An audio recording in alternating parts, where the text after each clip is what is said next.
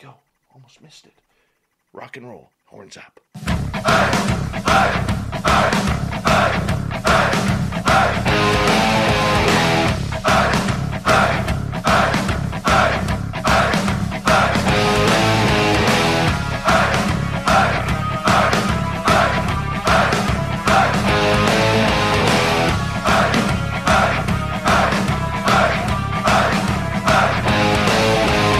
From the mountains of central British Columbia to you listening around the world, this, my friends, is Spaced Out Radio. I am your host, Dave Scott, sitting in the captain's chair of SOR headquarters.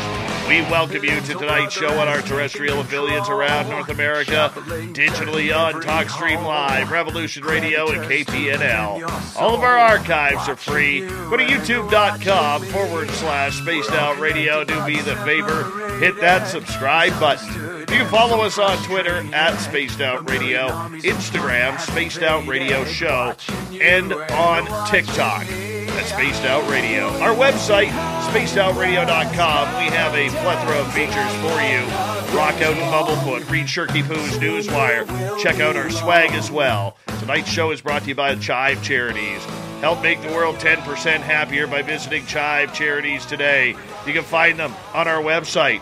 I'll tell you, I get so excited each and every month when Varla Ventura arrives on our show. You know, it's so often that we have Varla on, I don't even need to write an intro for her anymore because she is awesome. If you have never heard her before, I call her the queen of the cryptid world. She's into the darkness. She's into the enlightenment. She is into anything that goes boo in the night. She is one of the best authors, published authors, when it comes to anything dark in the cryptid world. You can find all of her books at any major bookstore. Her website, varlaventura.net. And you know what? She brushes and flosses twice daily, people. Twice daily. Varla, it's always a pleasure to have you on Spaced Out Radio. How are you?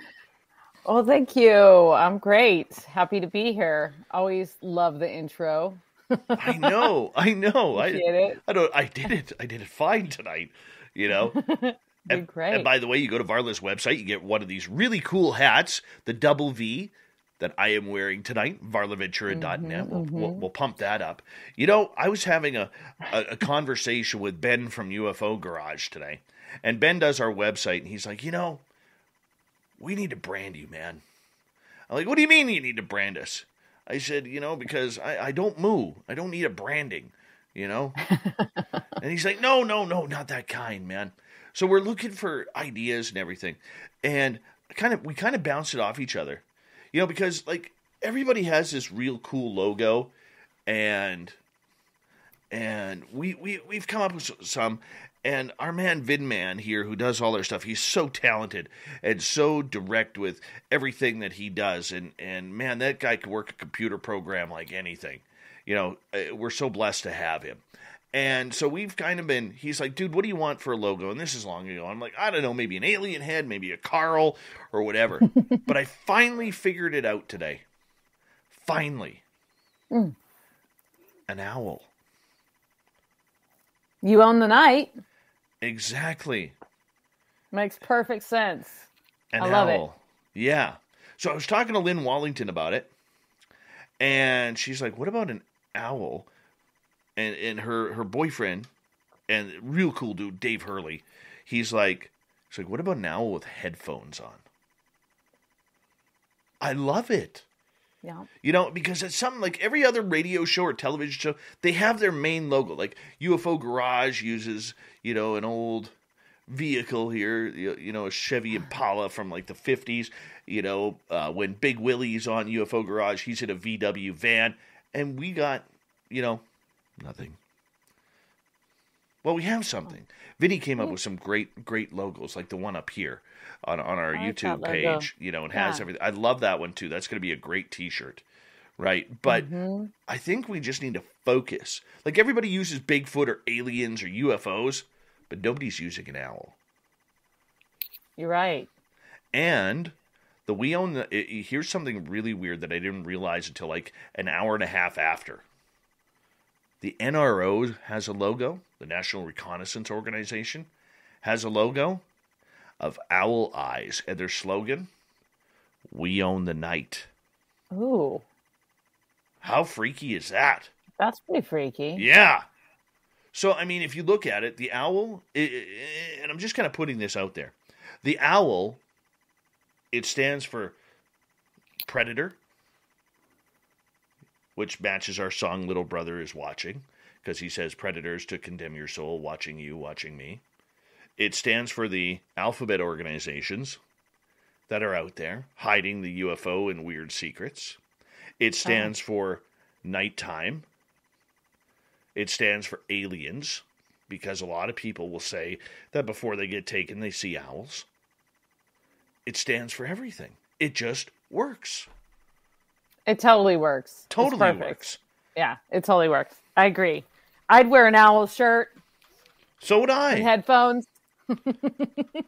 Definitely. Yeah, me too. So anyways, that's my good news for today. I went looking for Bigfoot today. Oh. Yeah, I went looking for Bigfoot for about an hour today. Went back to a spot where I thought I'd seen a cross in the forest, like a giant X between two trees. And just as I thought when I got out to that spot with my buddy Mike today, the trees were about 8 feet apart, 10 feet apart. But from the road, they looked like they were connected. So, and then I ran into a trapper. Oh. Like a guy, and he had a little weasel. He caught a weasel. Okay? But nonetheless, started talking to him. So I go up to him and I'm like, you see anything strange out here? You know, because they don't, the first thing he does, he comes up to our vehicle, a nice guy. He goes, so what are you hunting for? No, we're not hunting. We're out looking for Sasquatch. And he kind of goes, I'm like, yeah. I'm like, we have prints from over on the 900 road. Oh, I got a trap line over there. Right? So we start talking. He actually says, you know, let me take down your number just in case. So I gave the guy my phone number. And hopefully one day he calls. Hopefully. Yeah, because he's out in the woods every day. Alone a lot. Every day. Yeah. Yeah. That was my excitement. How about yours? Oh, well, I wanted to say I listened to, I didn't listen last night. I listened earlier today to your show from last night, and I thought it was great. I liked your guest, Amanda, and Merle, of course.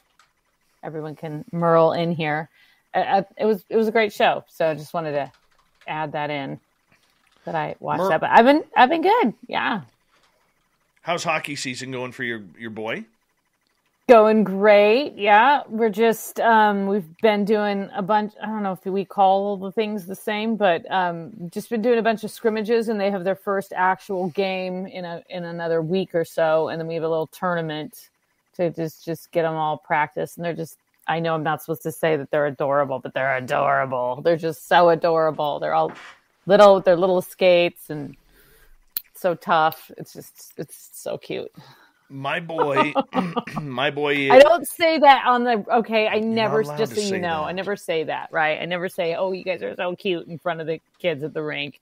I just say it privately on air to all of your listeners. I'm going to tell your son. Yeah, it's okay. You can tell him. I do it at home. He knows. Well, you know what? We'll give it to you. I mean, you're still learning this hockey thing, and you know we're going to you know, be a little bit happy about that. You know. Yeah, I feel like I got a good wrangle on it. You know. I think so. I think you're doing well. I honestly, like, I just stand by the goal and just white knuckle it every time a puck comes at him. That's how it goes, and it'll probably never change. So that's all right. We always get new listeners tuning you in for the first time. You know, we call you the Queen of the Cryptids around here, and for you, as we kind of warm up the show now, you know, for you are someone who has a love affair with these creatures of the night and these creatures of legend and folklore. What is the love about with these fantastical creatures? Well, you know, I think I just was born with it, honestly, because even when I was a young kid, I just was always attracted to the villain. And I even remember having like, really liking the, like I always liked the bad guys, not like, oh, the bad, like tough guys, but like the bad guys. I found myself rooting for the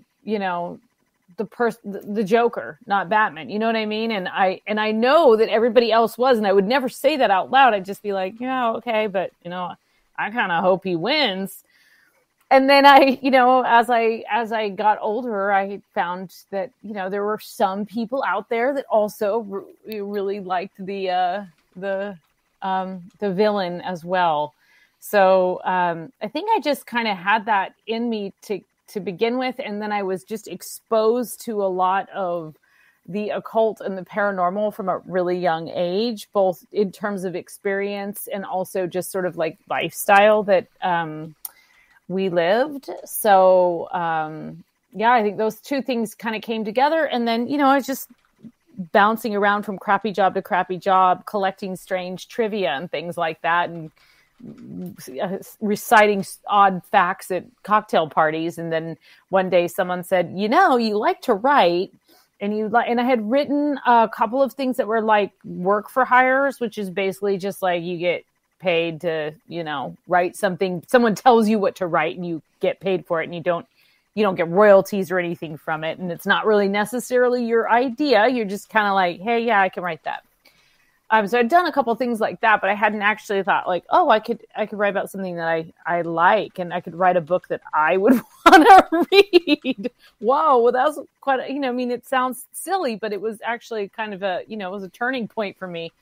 Actually, the real turning point was when I presented the idea to the publisher, and they agreed to try it. So that was like one of my first books that was really any kind of success, and it's the Book of the Bizarre. It's just full of like random, strange trivia and ghost stories and freaky facts and things like that. So I wrote a book that I wanted to read. I loved the the Fate magazine and Reader's Digest. And I grew up reading all the, my cousins would all leave behind we'd spend the summer with my grandparents, and the older cousins would always leave behind things that were totally inappropriate for my age. Like, Stephen King novels and stuff that I'm reading at like 9, 10 years old. So, it just all sank in and created the monster you see before you.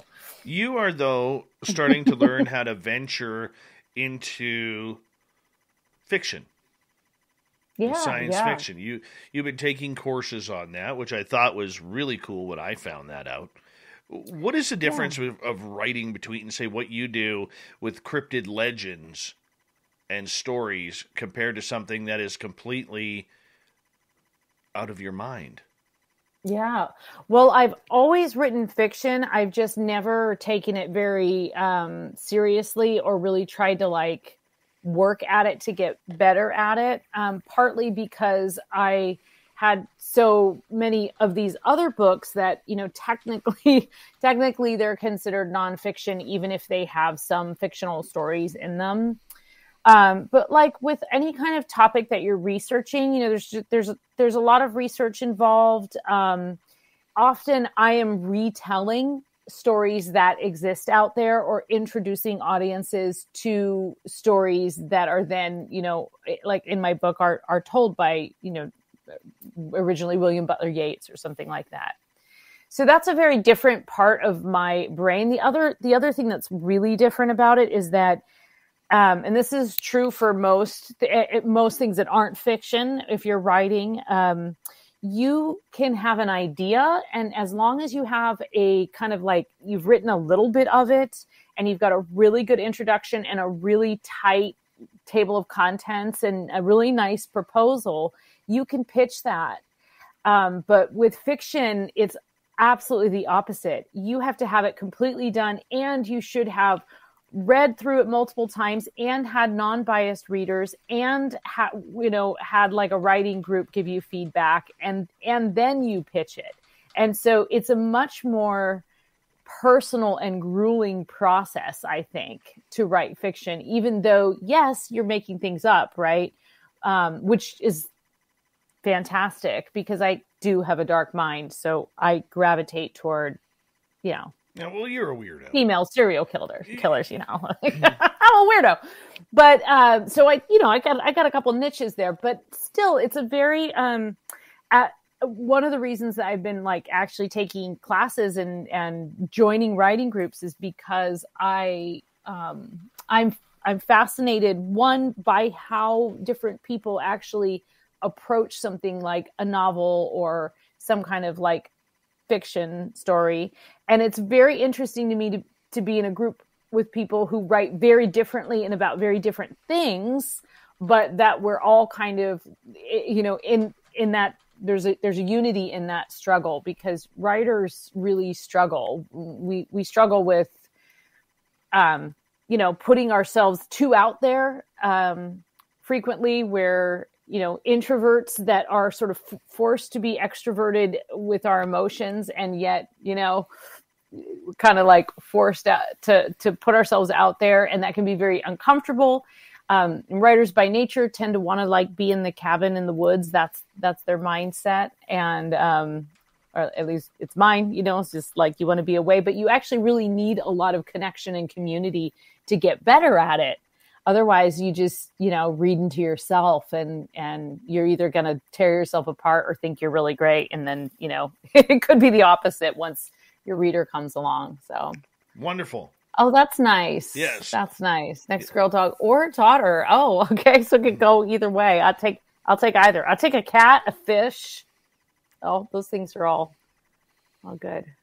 Bat. What about a guitar? An owl. What about a guitar? Oh, if someone named their guitar Varla, I would name my guitar after you. I would sign it. I have not even bought my guitar yet. Well, look for one that is a double V. Oh. Now I got to go get a flying V guitar so I can name it Varla. Yep.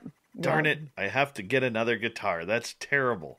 Oh, terrible. I'm so I hate sorry. my life right now. Hate my life. Yeah. Sucks to be you. It does. It does. Varla Ventura and our cryptid world here on Spaced Out Radio. As she comes in once a month, Varla, we always start taking, you know, talking about the real cool subjects. So when we get to the bottom of the hour, right after the break, for you, the love that you have and the passion that you have for these topics. I know I've asked you this often, but, you know, I know you have a favorite, which is fairies, Pookas, a little bit of vampirism in the background. But is there a subject, and I've never asked you this, is there a subject that you've covered that you just hate? Can't stand it. Don't even know why you cover it. Well, I've written some stuff I'm embarrassed about. That's for sure. So I don't know. It didn't start off like, I couldn't believe this happened to me. No. Just making some, sure. I don't know, just things I'm not sure I really got right. You know, I'm not entirely sure that my freaky, weird sources were good, I guess. But I don't think there's anything I've really disliked. No, not Come not on, with the books that have been published. There's got to be one cryptid out there. One cryptid out there, you're like, I hate this thing. It sucks. Why would anybody chase this down? Why did I write about it? Who created this? Well, I've certainly come upon things I didn't write about because I didn't believe the stories that were being told to me. And I'm a big believer, so it takes a lot for me to like question you. You know, I guess I would just say the only thing I really struggled with more than any of the other topics, because I write about haunted things and vampires and witches and werewolves, mermaids, fairies, pookas, changelings, all of the creatures of the night.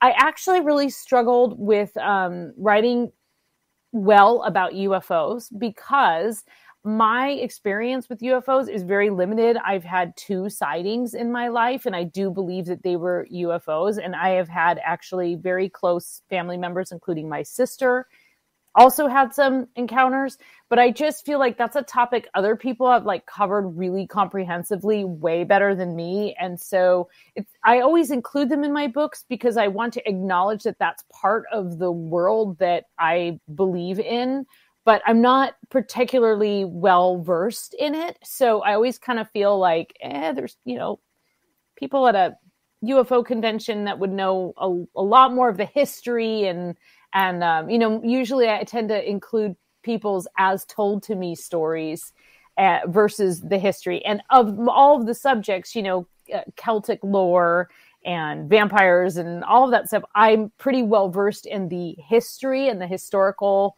context. And I just don't know that much about UFOs, which is, that's just not my niche. So, but it's not that I disliked writing about it. It's just wasn't really my, my area of expertise. So, but I can't really think of a creature where I was like, that thing's stupid. Okay. Take out the stupid part. Okay. What about one that you do not believe is real? One that, we got 2 minutes. Okay. There's one that, there's that, there's that one that's just like an internet thing, the Siren tall Head? Man or something like that. Siren Head or Slender Man?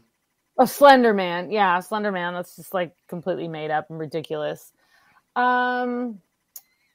Black-Eyed Children, I'm on the fence about, to be honest with you. I think they might be something else, or confused with something else. And I'm particularly skeptical about phenomenon that have really kind of gotten popular in the last 10 to 15 years because, or 20 years, because of the internet and Photoshop and things like that. So I think, no. So I'm not saying that I don't believe in those things completely, but I am more skeptical of things that seem to have kind of become part of popular culture in more recent events without any kind of real historical context.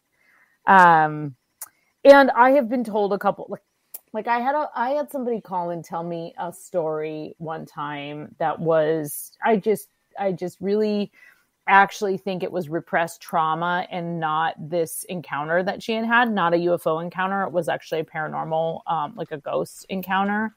And it went down a real strange ghost sex road that we don't need to get into because, time to go to break. But it just went in this way where I just was not convinced that it was, not that I don't believe in ghost sex, Dave, but I just don't. It didn't convince me the way she told it. So I mean, I've had stuff like that happen hundreds of times, where I'm not so sure about that. Which is why the stuff that I include, I actually believe. So. Well, on that note, before we get into the whole ghost sex thing, which we can get into next half hour. Oh, I've got a great story related to that. We'll go into ghost sex next on Spaced Out Radio. Varla Ventura, our resident pervert cryptid author, is with us tonight. We need more light on you, dear, because you're way too pretty to be covered in the darkness. All right. Spaced Out Radio with Varla Ventura at varlaventura.net continues after this.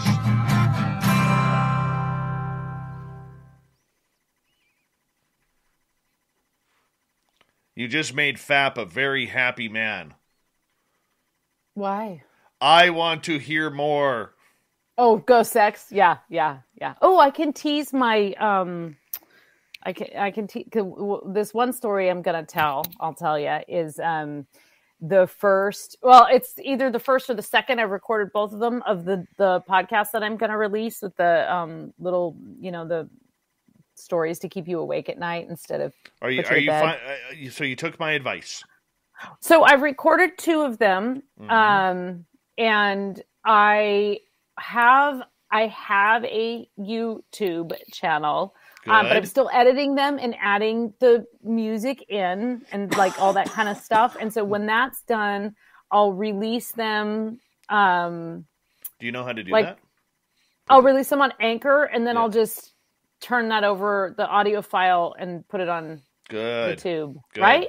Yeah, Yes. that's all I got to do. Yeah. So you got your YouTube channel up? I mean, I have a YouTube profile. Is that like the same thing? Yeah. Yeah. So Well, hold on. I'm going to bring you up here. Varla Ventura.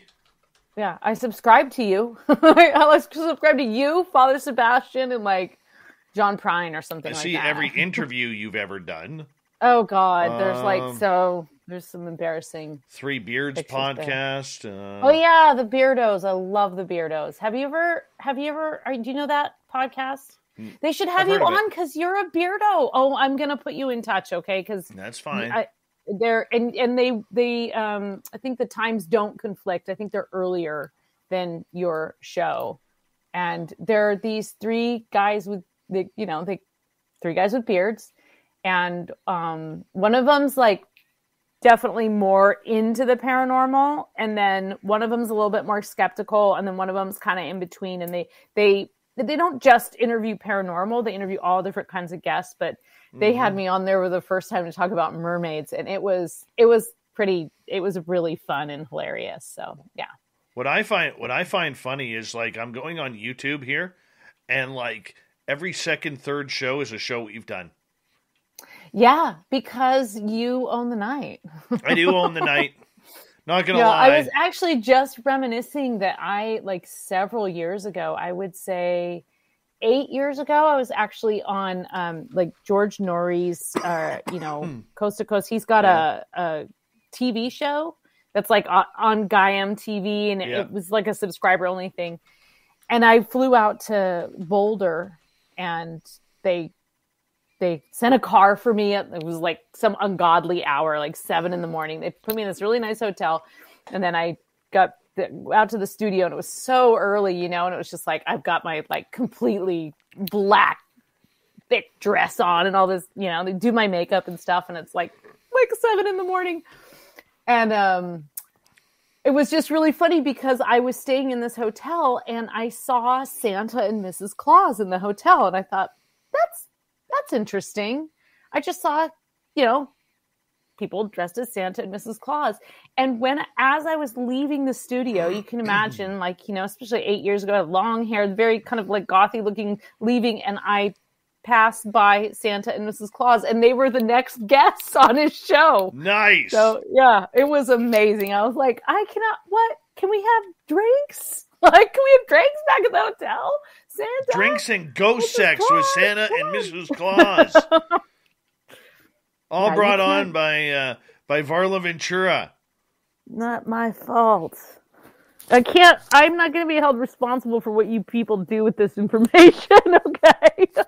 Wow. Majdi, how are you? Welcome. I can't find your profile on YouTube. Really? Really? Well, I mean, I have one. I have a account that I subscribe to you on. So isn't that the same thing? Like, I tried to set one up, and it said, you already have one. So I just have never posted anything. Well, I'm looking for it. Can I do that? Can I, like, slurp other people's interviews of me and put them on my own channel? No, it's not recommended. I can't do that. I would let you do that with mine. I would give you permission to do that with ours. But wouldn't I just, like, link to wouldn't it just be yours on my page? Probably, yes. Yeah. So, yes. Like, yeah. We'll figure it out. Yeah. There we go. We'll figure it. The gorgeous Lala B has returned. And we want to say a big thank you to both the lovely Dirt Road and Chris for the Super Chats tonight, kicking things off. Super Chat is a great way to support what we do on a nightly basis. Jojo Bone, what's happening, brother? There he is. That man has a beard that is a twin to mine. I love him. All right. Thank you to all the veterans who have served and are listening to us, and let's rock and roll here. Here we go.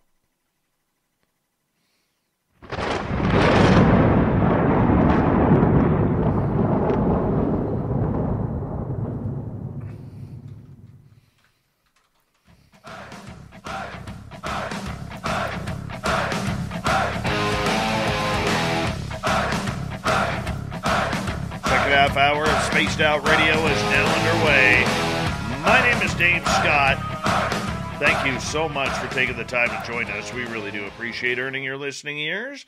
Want to remind you that if you miss portions of this show or others, check out our free archives by going to youtube.com/Spaced Out Radio. Do me the favor, hit that subscribe button. Our website is spacedoutradio.com. We have a plethora of features for you, including rocking out to Bumblefoot, reading Shirky Poo's Newswire, and checking out our swag as well. Follow us on Twitter at Spaced Out Radio and on Instagram, Spaced Out Radio Show. You can follow us on TikTok as well at Spaced Out Radio. That's brand new. I got to get used to saying that. Varla Ventura is here. She comes in once a month for a little ditty we call Our Cryptid World, talking monsters, ghosts, legends, folklore, you name it. But we're about to get R-rated here, and hopefully YouTube doesn't flag that. Ghost sex. Is it really a thing? It's going to be R-rated. Is it really a thing? All right, fine. You can tell your kids about it. This is perfectly... you know, I'm trying to build hype and suspense for this half hour, and you're just like, oh, it's like we could get kicked off. We'll get kicked off Facebook or something like that. I know, but it's like, oh, it's like putting up wallpaper. It's horrible. I don't know, boring.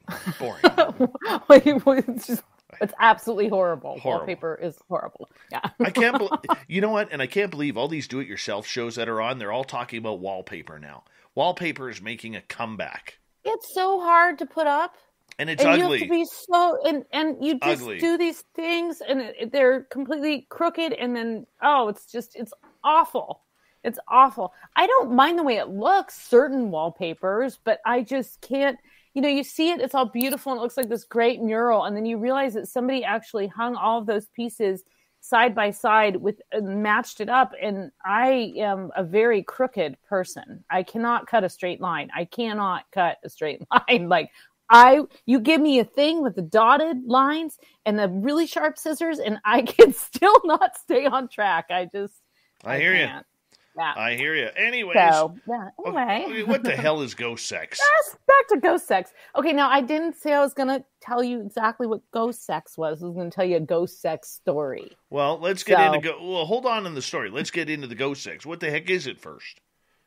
Okay, so, I mean, it's exactly what you think it is. There are people that have sexual encounters with entities or believe that they are having sexual encounters with entities. Can be during dreams, can be, middle of the day, whatever. I've had quite a few people tell me stories like this, probably too many, to be honest. And by and large, they're usually women. I have not had too many men tell me ghost sex stories, thankfully. Not inviting that, not suggesting that you write to me, but So the most fascinating story. Do you want to hear that, or you want to talk a little bit more about just like the general? Let's go into the generalized version first. Okay. Yeah. Okay. So, I don't know because I personally haven't had sex with a ghost. However, I have had a ghost tell me it wanted to have sex with me through a Ouija board. That counts. But I was a teenager, and I think it was probably the guy with me that was pushing the planchette. Yeah, go move it over to yes. Yeah, we're gonna leave this basement now. So, good. Well, we got security in the house, so we're gonna be okay here. Yeah. Okay. I get distracted by the chat. It's basically the stories have some similarities. It's usually not a one-off. There's usually an ongoing relationship. And it often does not, it's not like the first thing that happens, it builds. So the most famous example that I know of, and I won't give you all the great details of the story because it's a pretty long story, but there's a woman whose name was Ida Craddock, and she was actually known for, she's not that well known. Today, she's mostly known by people who are members of the OTO because Aleister Crowley actually reviewed something that she wrote after her death and sort of elevated her as an honorary, like, 4th degree in the OTO, because he felt that her experiences that she had written about were of like something that an initiate of the OTO would know, and someone who had gone through specific sex magic practices would know. And yet she was this woman in the 1880s that had this specific knowledge.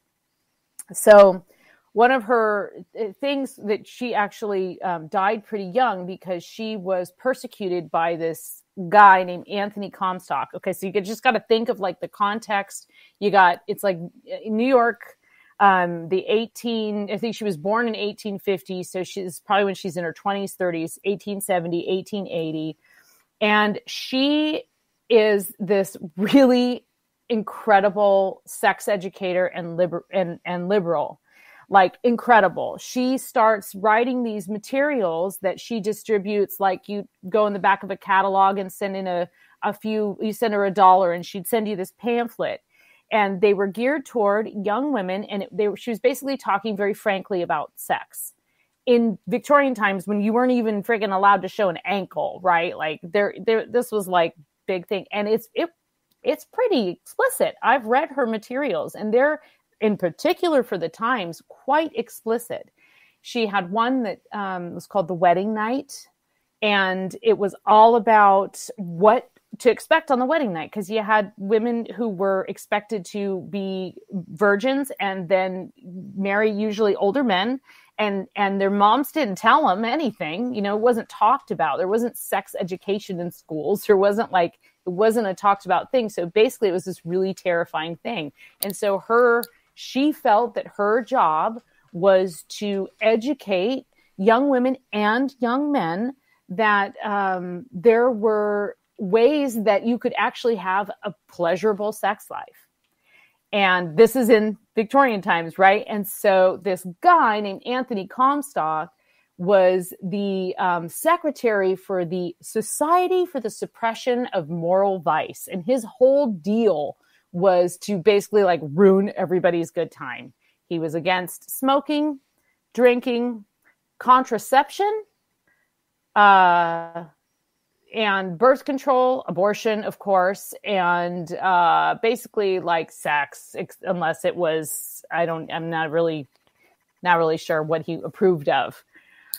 So anyway, he was like, had it out for her and many other people. And he also was like the U.S. Marshal for he was the Postmaster General.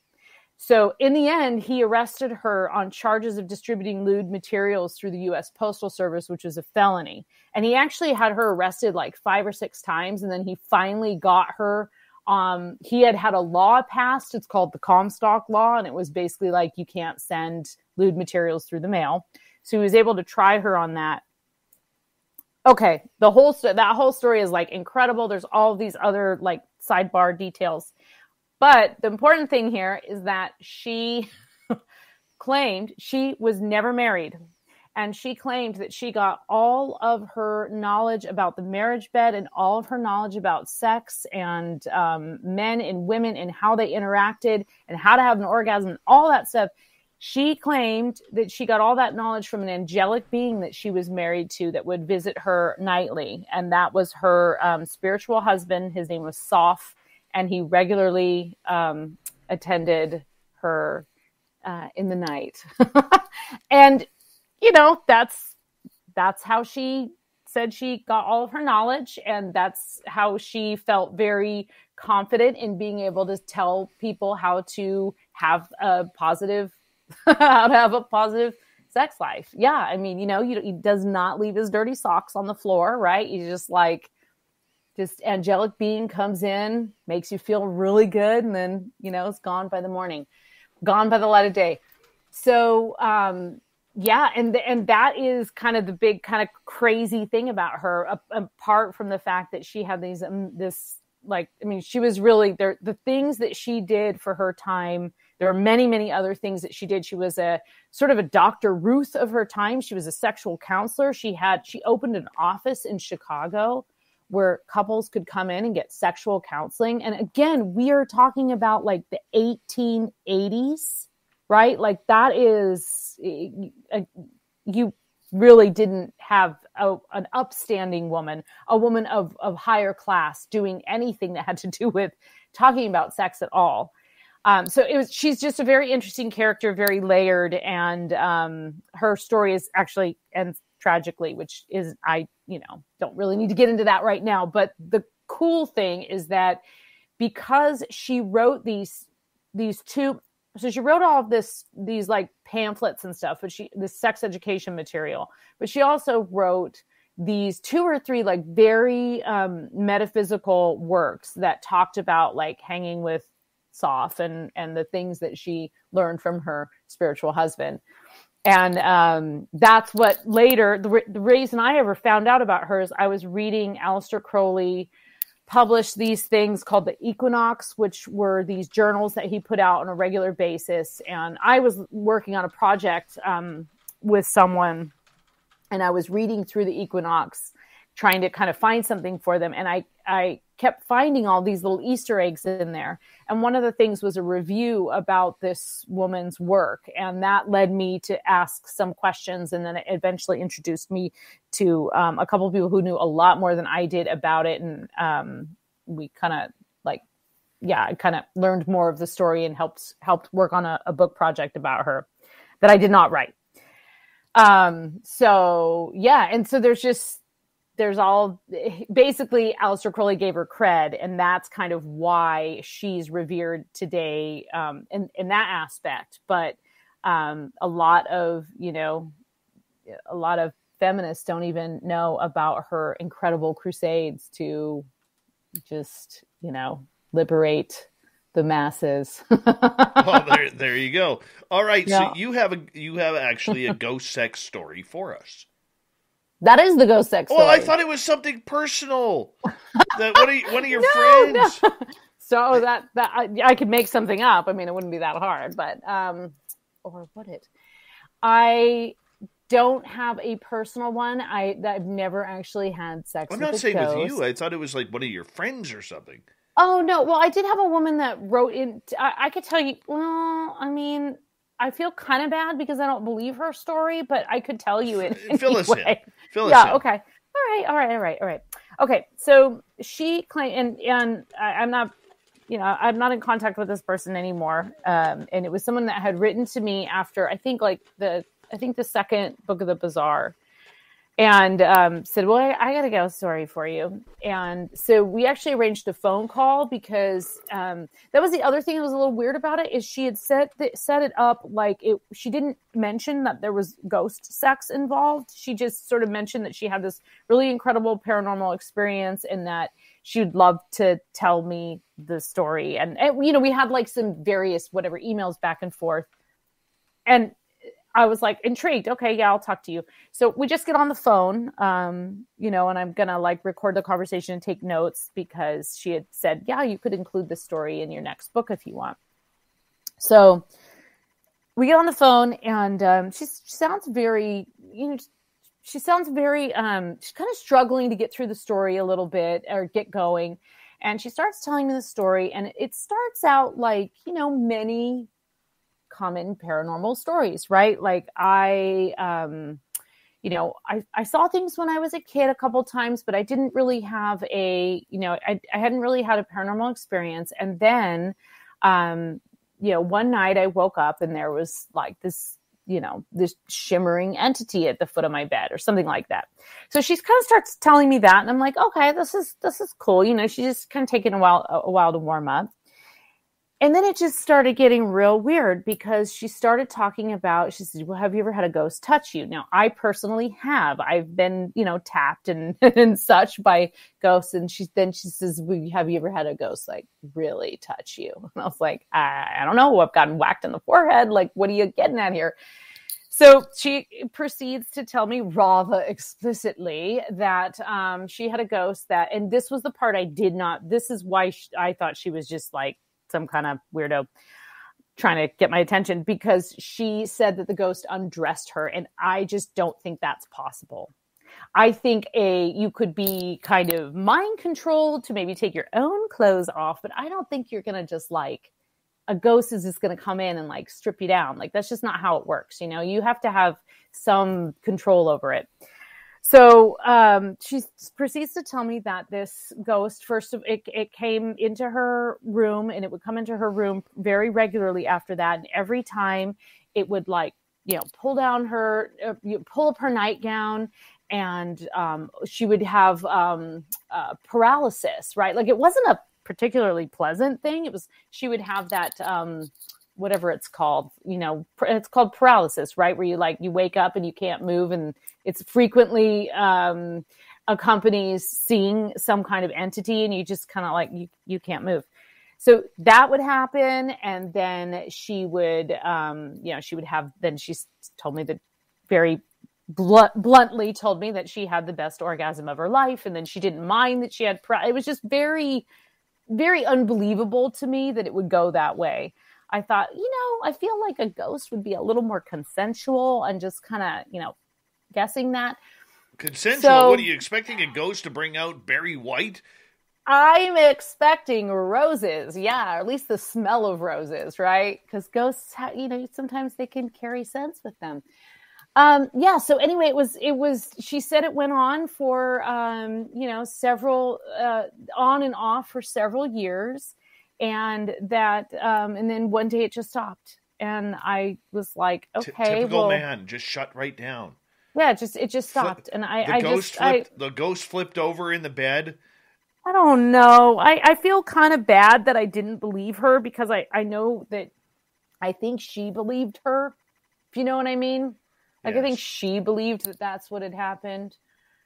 Joe wants to know, is ghosts sex usually consensual? Such a night we're having.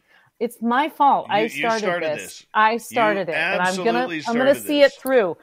I mean, if you ask Idocratic, absolutely. Like, that was 100% a consensual relationship. And the other few stories I've heard, it's usually very welcome. So if it's welcome, I think that's consensual. That's why this lady, it just didn't gel with me, because it had too many things that were so different than any other story I'd heard or read, and that it also just had this kind of strange, it was just strange. And I don't know. My spidey sense told me she was not telling the truth, and she was just trying to get a reaction out of me. You know, if it had been a man, I would have probably hung up, to be honest with you, like, not to be totally like gender biased, but if a man had started telling me, oh, well, then I had sex, I would have just figured he was like a pervert trying to, like, you know, just see if it's just such a double standard. I mean, I know. Well, you know what? It is what it is. It's true. I got to ask you though, wouldn't ghost sex be considered what we see as almost demonic with succubuses and incubuses? Yeah, totally. Actually, there could well be, it could be the same thing, right? I know we've talked about this before, where we call things differently in different centuries, but maybe they're just the same thing. And we just have different words and different language and different pictures that we can draw of these things. But yeah, so the one problem I have with that is that was often, you know, the succubus kind of thing of like this demon coming and like sucking on a witch's teat was generally used against women in order to persecute them as witches. And it was used as a doctrine of the church because, you know, the church is the one that introduced demons, right? Like, that's where demons came from. It came from the church. Like, that's what I believe anyway. The idea of the devil being a part of witchcraft or witchery in any way was introduced by the church in an attempt to control the spirituality of the people. So, and also the church also didn't like sex, right? So there you go. Like, they didn't like sex being a kind of talked about or owned thing. And that was the other thing about Idocratic. And I think she totally fits in that category of the, you know, women accused of witchcraft. She was basically accused of witchcraft.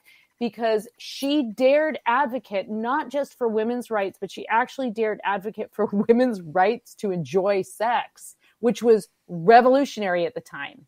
Nobody was saying that. I mean, no one was saying that. They didn't even want to acknowledge, they didn't want to say the word, right? Like they didn't want to show a toe. It was really, really revolutionary of her, regardless of where her knowledge came from. I mean, I think it's extra impressive that it came from an angelic being, but you be the judge. I don't know. I mean,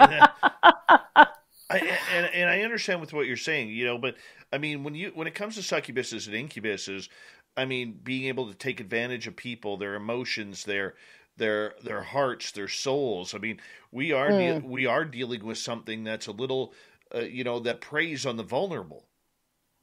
Yes, actually, I think that's true. And I do think that there's a crossover also with some paranormal experiences. And actually, you say that, and I realize that's probably why I didn't hang up with this lady, is because regardless of whether or not I believed her story, I felt that she was very vulnerable and that something was preying on her. And it made me want to just not be a jerk, I guess, because I did feel like, vulnerability, and I don't say vulnerability as a negative. We all have vulnerable times in our lives. We all have times when, we don't have it together, or we've experienced trauma that is completely out of our hands. And, we're just trying to work through it, and that can make us vulnerable.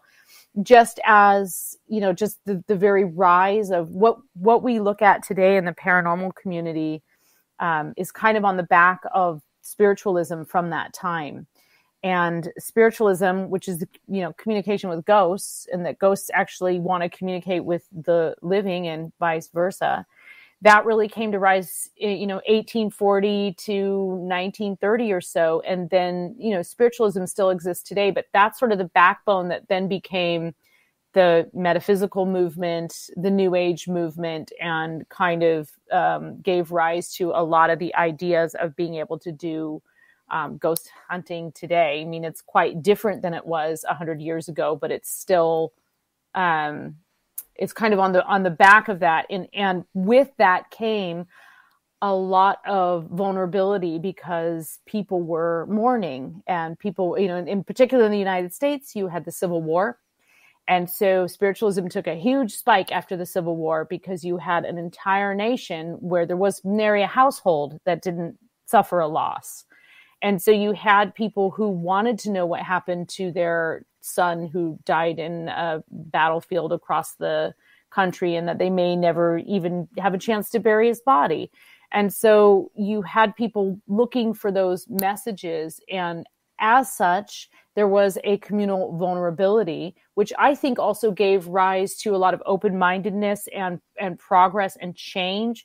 But at the same time, there were people that were, doing fake spirit photography and things like that to take advantage. But that's not really, that's different than an incubus or a succubus. But the vulnerability element is an important one there. All right. Well, this one went way off the rockers tonight. Yeah.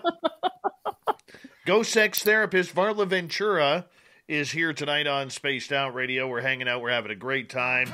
In hour 2, we're going to get into some monsters, cryptids, audience questions as well, as we continue with Varla Ventura's Our Cryptid World. VarlaVentura.net. You can find all of her books at any major bookstore in North America. Stay tuned. Hour 2 of Spaced Out Radio is next.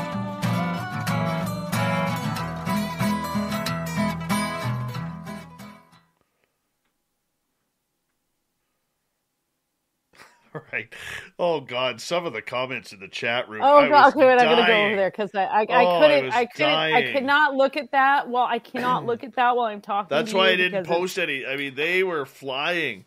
Downshift called you Varla Vegas Ventura. Well, Fabster. Honestly, I think Fabster is getting ready to hit on you in Vegas now because of that. Okay, I don't even Pam know where McSee to go. is all I don't even know where to go. It's like so far back here. Pam McSee's like, oh, my ears. my ears. Which is I have come to the right place. Oh, I'm glad I didn't see these. I would not have been able to like carry on. I'm glad I didn't see these before. There's a lot. Oh my God. There's so many. Tony I can't even get back to them. Like, I don't even know what time to even.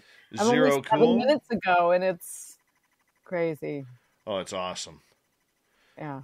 Fun. Oh, you have the best. You just have the best audience. Oh, yeah. Oh, yeah. Cuteness. Okay. Best orgasm of her life. Maybe it was the wallpaper or lack thereof that attracted him to her in her room. The wallpaper was off. Oh my God. There's, they're pretty respectful considering the topic. It seems. Well, I don't know. I haven't read them all yet. I can't even go back any farther. I'm looking here. Papa T, how are you? Ghost in the sheets, but a freak in the streets. That's awesome. Oh my gosh. You guys are hilarious. Hilarious. Ghost in the sheets, but a freak in the streets. Stay home. Project Blue Book, how are you? Social distance. Pam's still having her heart attack. My eyes! Oh, I'm sorry. Logan L, he's vaping with me. Varla Vagina Monologues Ventura. Can't unsee this thought. Oh my. You know what?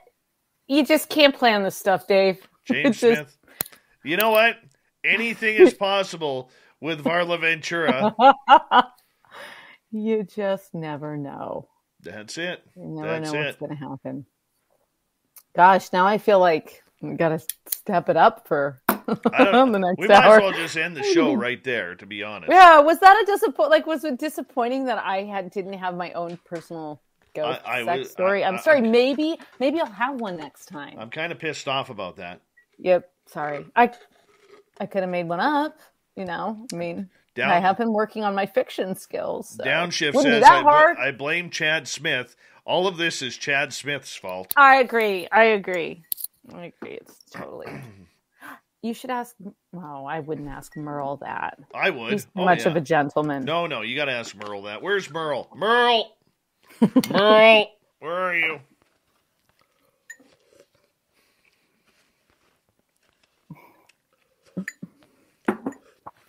That was fun. Kira's like, was it good for you, Dave? Yeah, she's got some funny comments in there. That's Kira. She might be the funniest of them all. What I miss? You miss the ghost sex. Like Magnus Zerum, how are you? There is a whole genre, Dave, Merle actually tried to have ghost sex. Did he? He did. At one investigation here in Barkerville, they used to have a brothel back in the 1800s. Fun. And the rumor is if you put money on the nightstand in the middle of the night, one of the temptresses will come in to your door, open your door, close the door, take the money, and crawl on top of you. So he tried, and he got nothing. That is not an uncommon. You said that, and there's a brothel, or what used to be a brothel in Nevada. I think it's the Silver Queen Hotel. I think it's in Virginia City.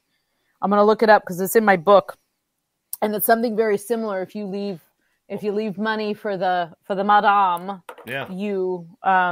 she may visit you. Yep. Only Merle could get turned down by a ghost as well. Oh, Merle. Damn Merle. Yeah. Oh, hold on, guys. Hold on. Mr. Cowley. Dun, dun, dun. Welcome back to the show. Oh, Mr. Cowley.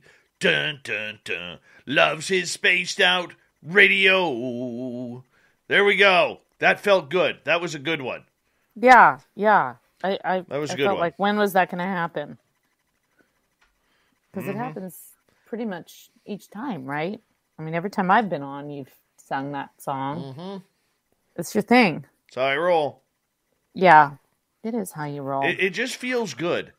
It just feels really good. It sounds good, Dave. It sounds good. It does.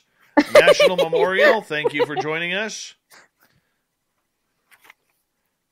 All right. Okay, I think it's the Dorrington. No, that's in California. I think it's the Silver Queen Hotel in Virginia City. I can't actually find it, but I'm almost positive. That's a very, very haunted town and a very haunted hotel. So, yeah.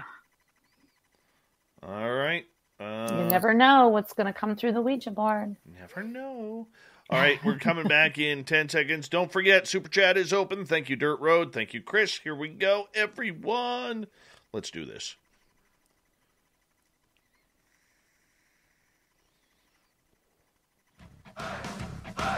You're listening to Spaced Out Radio with Dave Scott. Follow Dave on Twitter at Spaced Out Radio and on Facebook, Spaced Out Radio Show. Hour number 2 of Spaced Out Radio is now underway.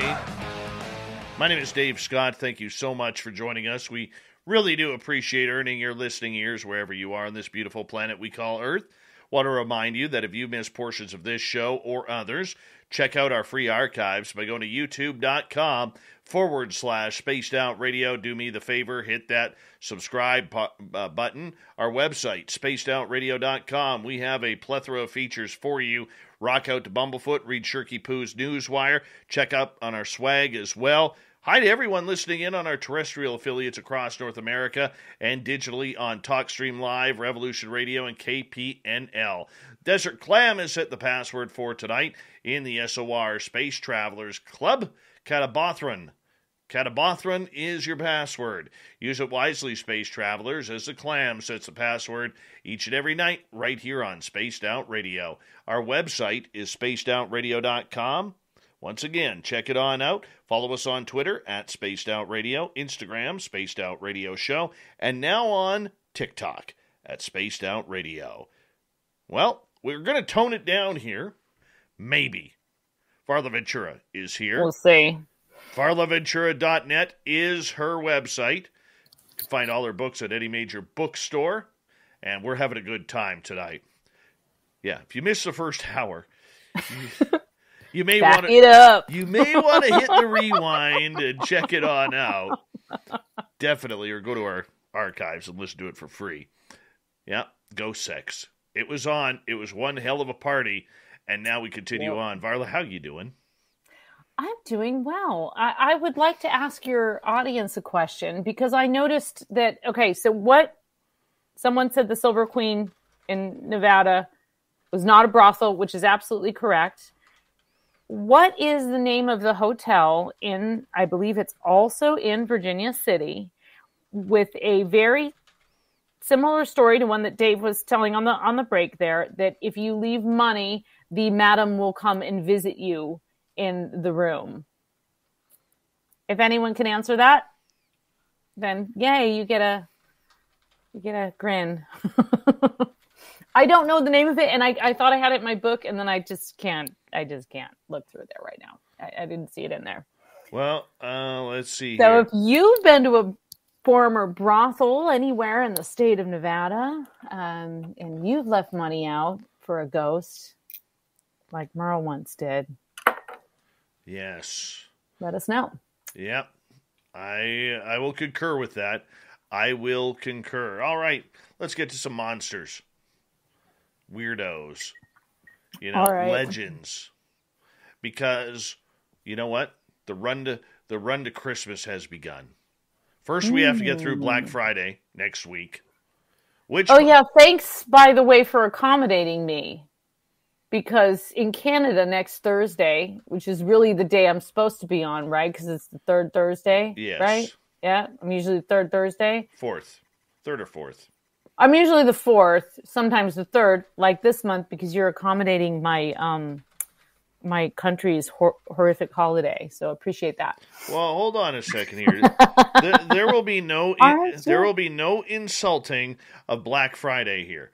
And once again, you're into Black Friday, huh? Yeah. Once again, to our American listeners, when you are videotaping Black Friday brawls, Do not hold your phone vertically. Turn it horizontal so we get the full view. I want to see grandmothers ripping toys out of children's hands. I want to see punching, kicking, screaming, hair pulling, lots of Karening out there, lots of kenning out there. Come on, we got to do it right. Last year, I was so disappointed. I was pumped up for Black Friday, ready and willing. I woke up early to watch all the videos on YouTube, and there was nothing. No. Nothing. That's because a bunch of places just closed because they were like, yeah, we're not doing that. Well, because of COVID and everything. But this year... Yeah, because of COVID. Well, there's still COVID, but I have a feeling there's going to be a brawl or two at Walmart. I'm hoping so. If you're going to a Walmart, Target, Best Buy... I think Walmart's your best bet for that, actually. More likely. There's a higher percentage of drug use in Walmart parking lots. So, therefore, you're going to get more likely to have a brawl. Either way. Just saying. If you don't want to disappoint Dave.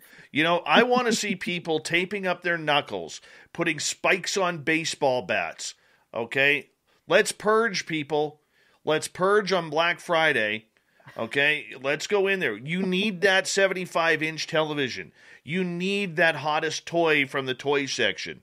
You need everything there. Let's go. Let's go. We can do this properly, America. Do not disappoint. The whole world is watching. The whole world is watching. We can do this. All right? Do us proud, people. Do us proud. Some of us rely on this entertainment. Yes, I'm sure we're constantly providing entertainment for the Canadian friends. I always like it because comments like Jules here, and I love Jules. She goes, Dave, darling, don't wish for crazy people to be violent. It's going to happen too much anyway. That's what we want. Yeah. That's what we go for it. I want to see it.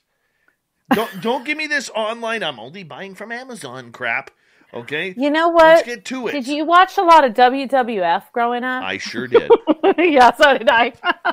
That's what people always ask me if I'm related to Jesse the Body Ventura. And I'm not, but how cool would that be?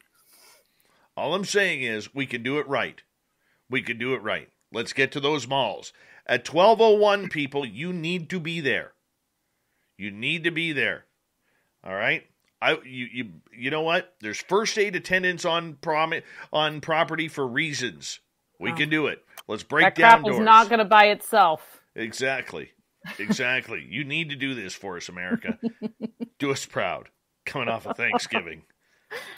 I just want to. You know what? I honestly, it is a bucket list of mine to actually see it happen live. I've actually never seen it happen live, so it's definitely not on my bucket list.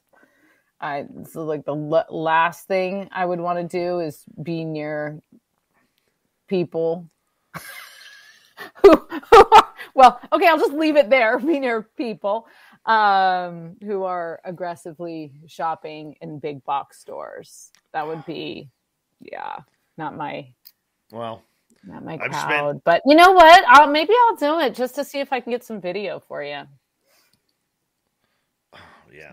Look, this is a good point here. Hold on. Before we move on here, Arlene has a good point here. She goes, brawl at the Walmart. Meanwhile, the cunning people are on jet skis running from ship to ship because all the ships have the containers out in the bays, right? Oh. They can't unload You mean them. the pirates? Yeah. You know what? If you want to go pirate, I want to see cannonballs, machine gun fire. You need to rent helicopters and F-18 Hornets, and I want to see dog fighting. I want to see swords come out.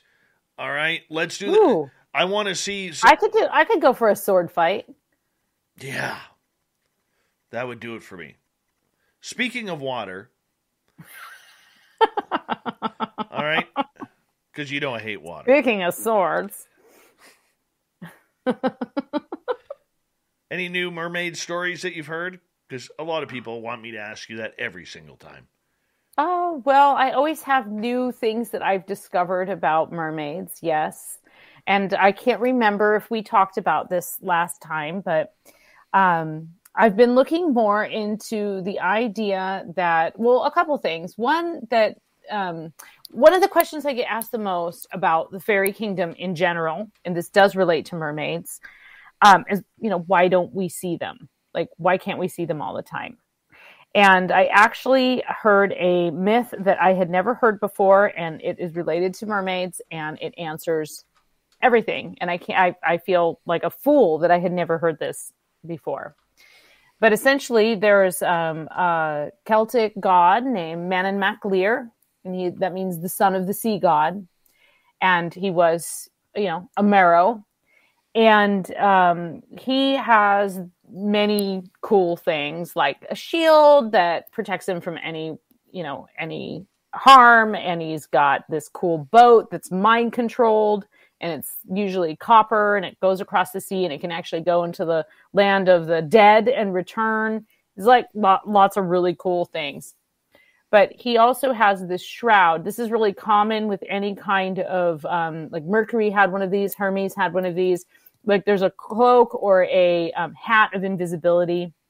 So Manan Mac Lir had a cloak of invisibility. Some people called it like a cape. Other people called it a cloak. But this cloak, was essentially the thick fog coming off the sea would cloak this island, the Isle of Man, which is where people think Avalon is or was.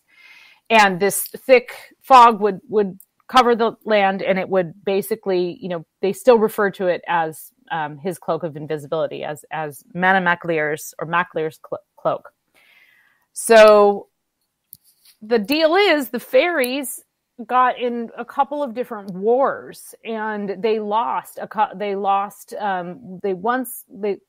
a magical group, and they also lost to like humans. And Manan Mac Lir said, instead of just leaving Ireland completely, I'm going to give you this cloak. And what you do is you go and you live underground, and you can just like have your whole thing going on there. And whenever you want to come out, you have this cloak, and you can use this cloak to disguise yourself from people who would do you harm. And so that's why if you see a fairy, you either caught them unaware because they don't have their cloak up, or they trust that you're not going to hurt them. Which is interesting because a lot of the fairy stories involve, especially the more contemporary ones from like by contemporary I mean the turn of the 20th century. They really had there's often an element of capture and violence in a sort of trapper type way, But anyway, so relating to that, the mermaids are considered part of that fairy kingdom. The Merrow are considered members of the, aquatic fairy kingdom. And they also have access, of course, to this cloak. But the other thing that I've been looking into and seen a few different stories about is the idea that mermaids and witches are very tied together, more so than I ever suspected.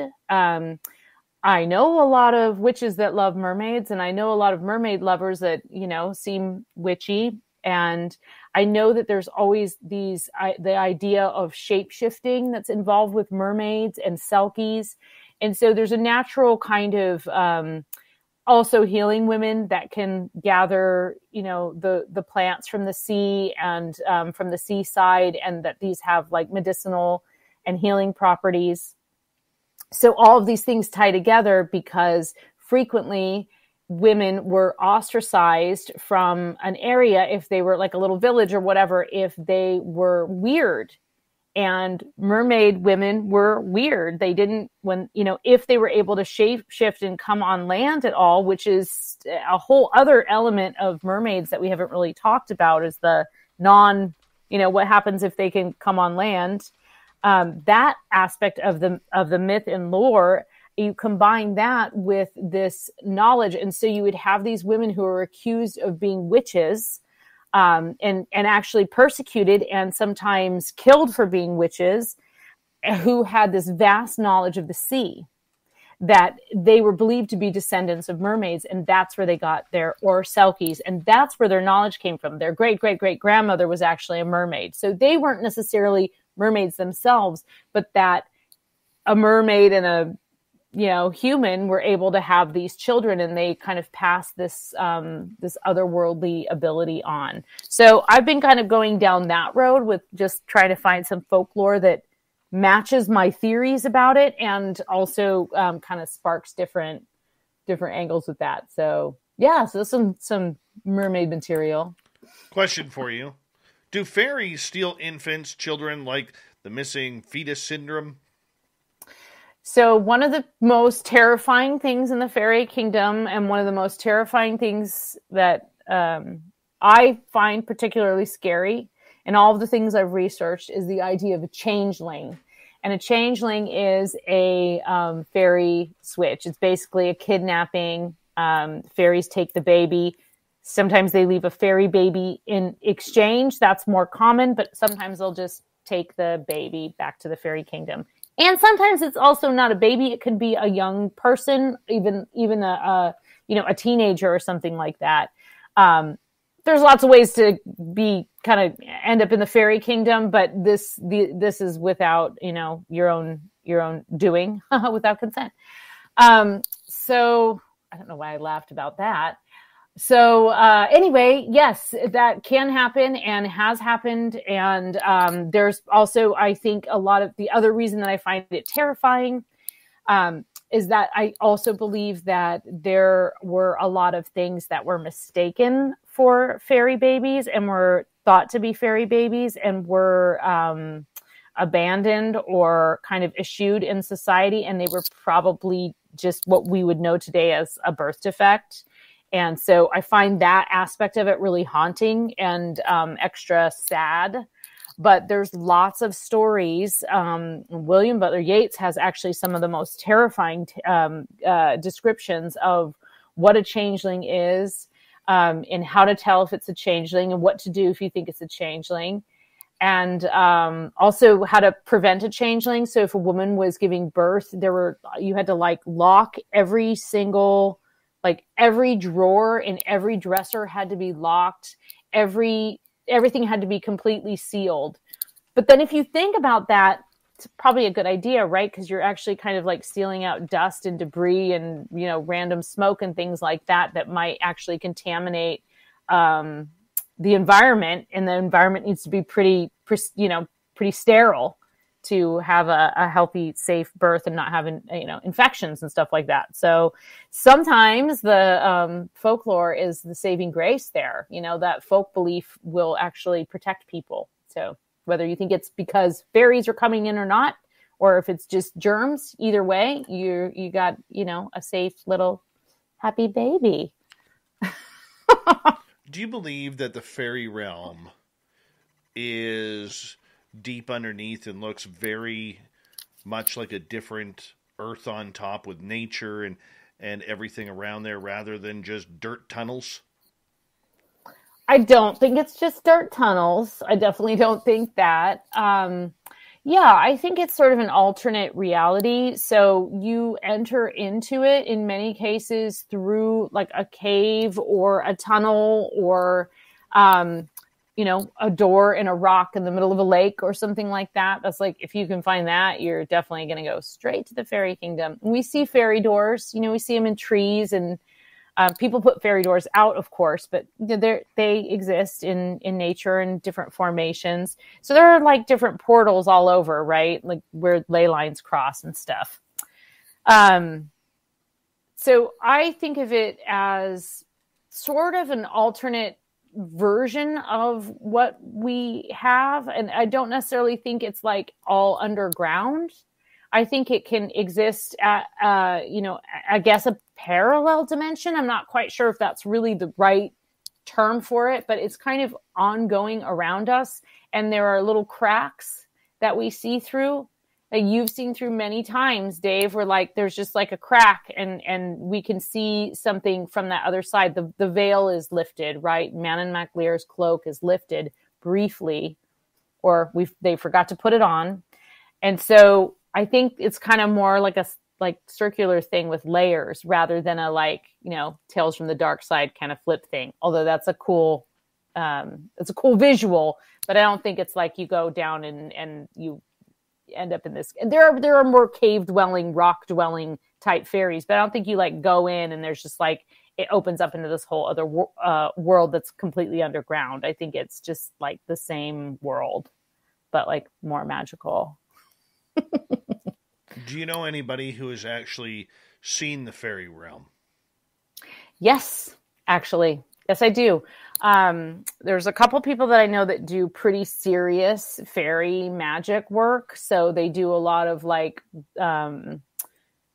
just energy healing, and they're really connected with the fairy realm. But actually, my mom is the person that has been to the fairy realm. She probably first visited it as a kid in dreams, and she used to tell us stories.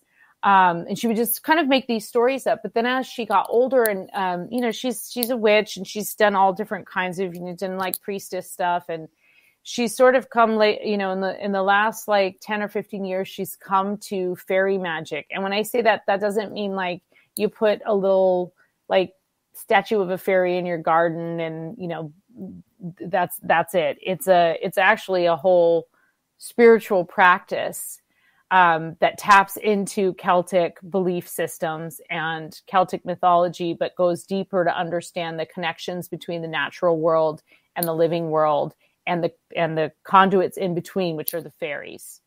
And so she has actually gone to that fairy kingdom on more than one occasion. I think she goes into it in her, regularly in her meditation, in her magical practice. But I think she's actually crossed into it a couple times because there's just things that have happened to her that that I can't explain, and things that she's seen that I can't explain. And I personally haven't gone, but maybe when I'm older and wiser, I'll actually gain more access, because I haven't had a lot of like fairy sightings. I had a couple when I was a kid. But, I've had more ghost stuff than anything. So when your mom was in the fairy realm, did she ever go into depth what it looked like? Well, most recently she had an experience where she had gone to this local guy that I know, and they had done like a Reiki session, which is like energy work. And then he does fairy magic. And so they kind of dropped into this like meditation where they were together going into the fairy realm. And when she described that, she actually was just sort of like listening to the music or whatever. And she actually saw, she was in this dark tunnel, and she saw all of these little faces. She said almost like little children, and they were peeking in on her, and they were kind of like looking down and peeking in to see her. And they were very, very happy to see her. And the guy who was conducting the session, there are not very many people who do this. It's a very specific talent. And I don't believe that many people are actually able to do it. He actually I was really proud, because he said they all came, including the dark ones, that don't really like people and don't trust people, because they're the ones that remember, it's like the kid in the family that remembers when the parents were jerks, that they remember how they were mistreated by mankind and how they're repeatedly mistreated. And even they came forth. So there's been a couple things kind of like that where she is actually seeing the faces. So, yeah. All right. Varla Ventura, I'm going to get you to hold on right there, because we're going to continue with the fairy talk on Spaced Out Radio, your questions as well, when we return on the mighty SOR. Stay tuned.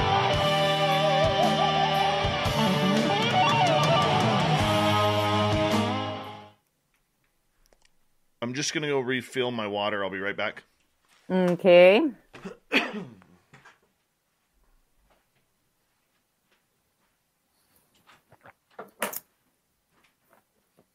I think I'm going to read a poem or something. Nobody minds, right? All right. I see no objections. Ooh, well, I can read this William Butler Yeats Changeling thing because that's what I opened up to. So I'll just read that while Dave's getting his water. Ooh, okay. That's not the one I wanted.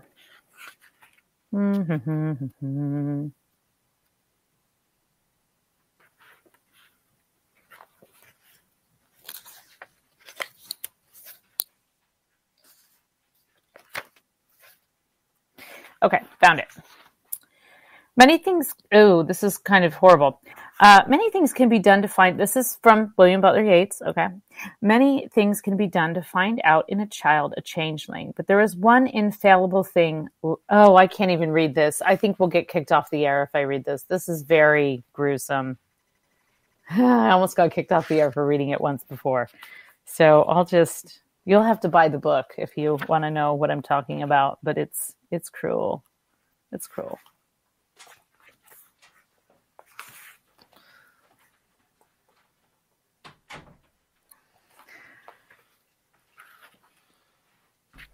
Dave, I stopped myself.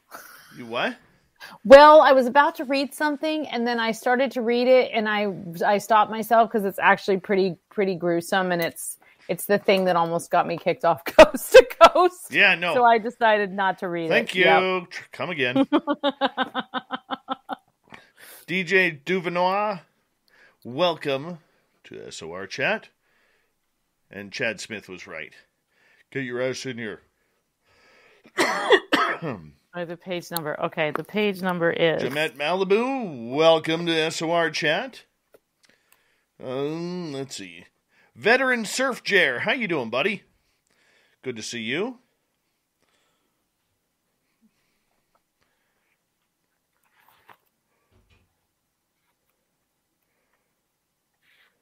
Okay, the page number is page 101 in Fairies, Pookas, and Changelings. Yeah.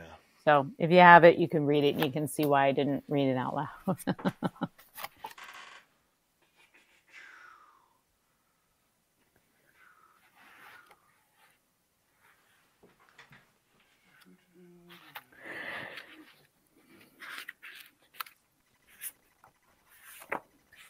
I was going to try and read while you were gone, I was going to try and read that most famous fairy poem, but I couldn't find it. That's okay. Oh, I know. That's okay.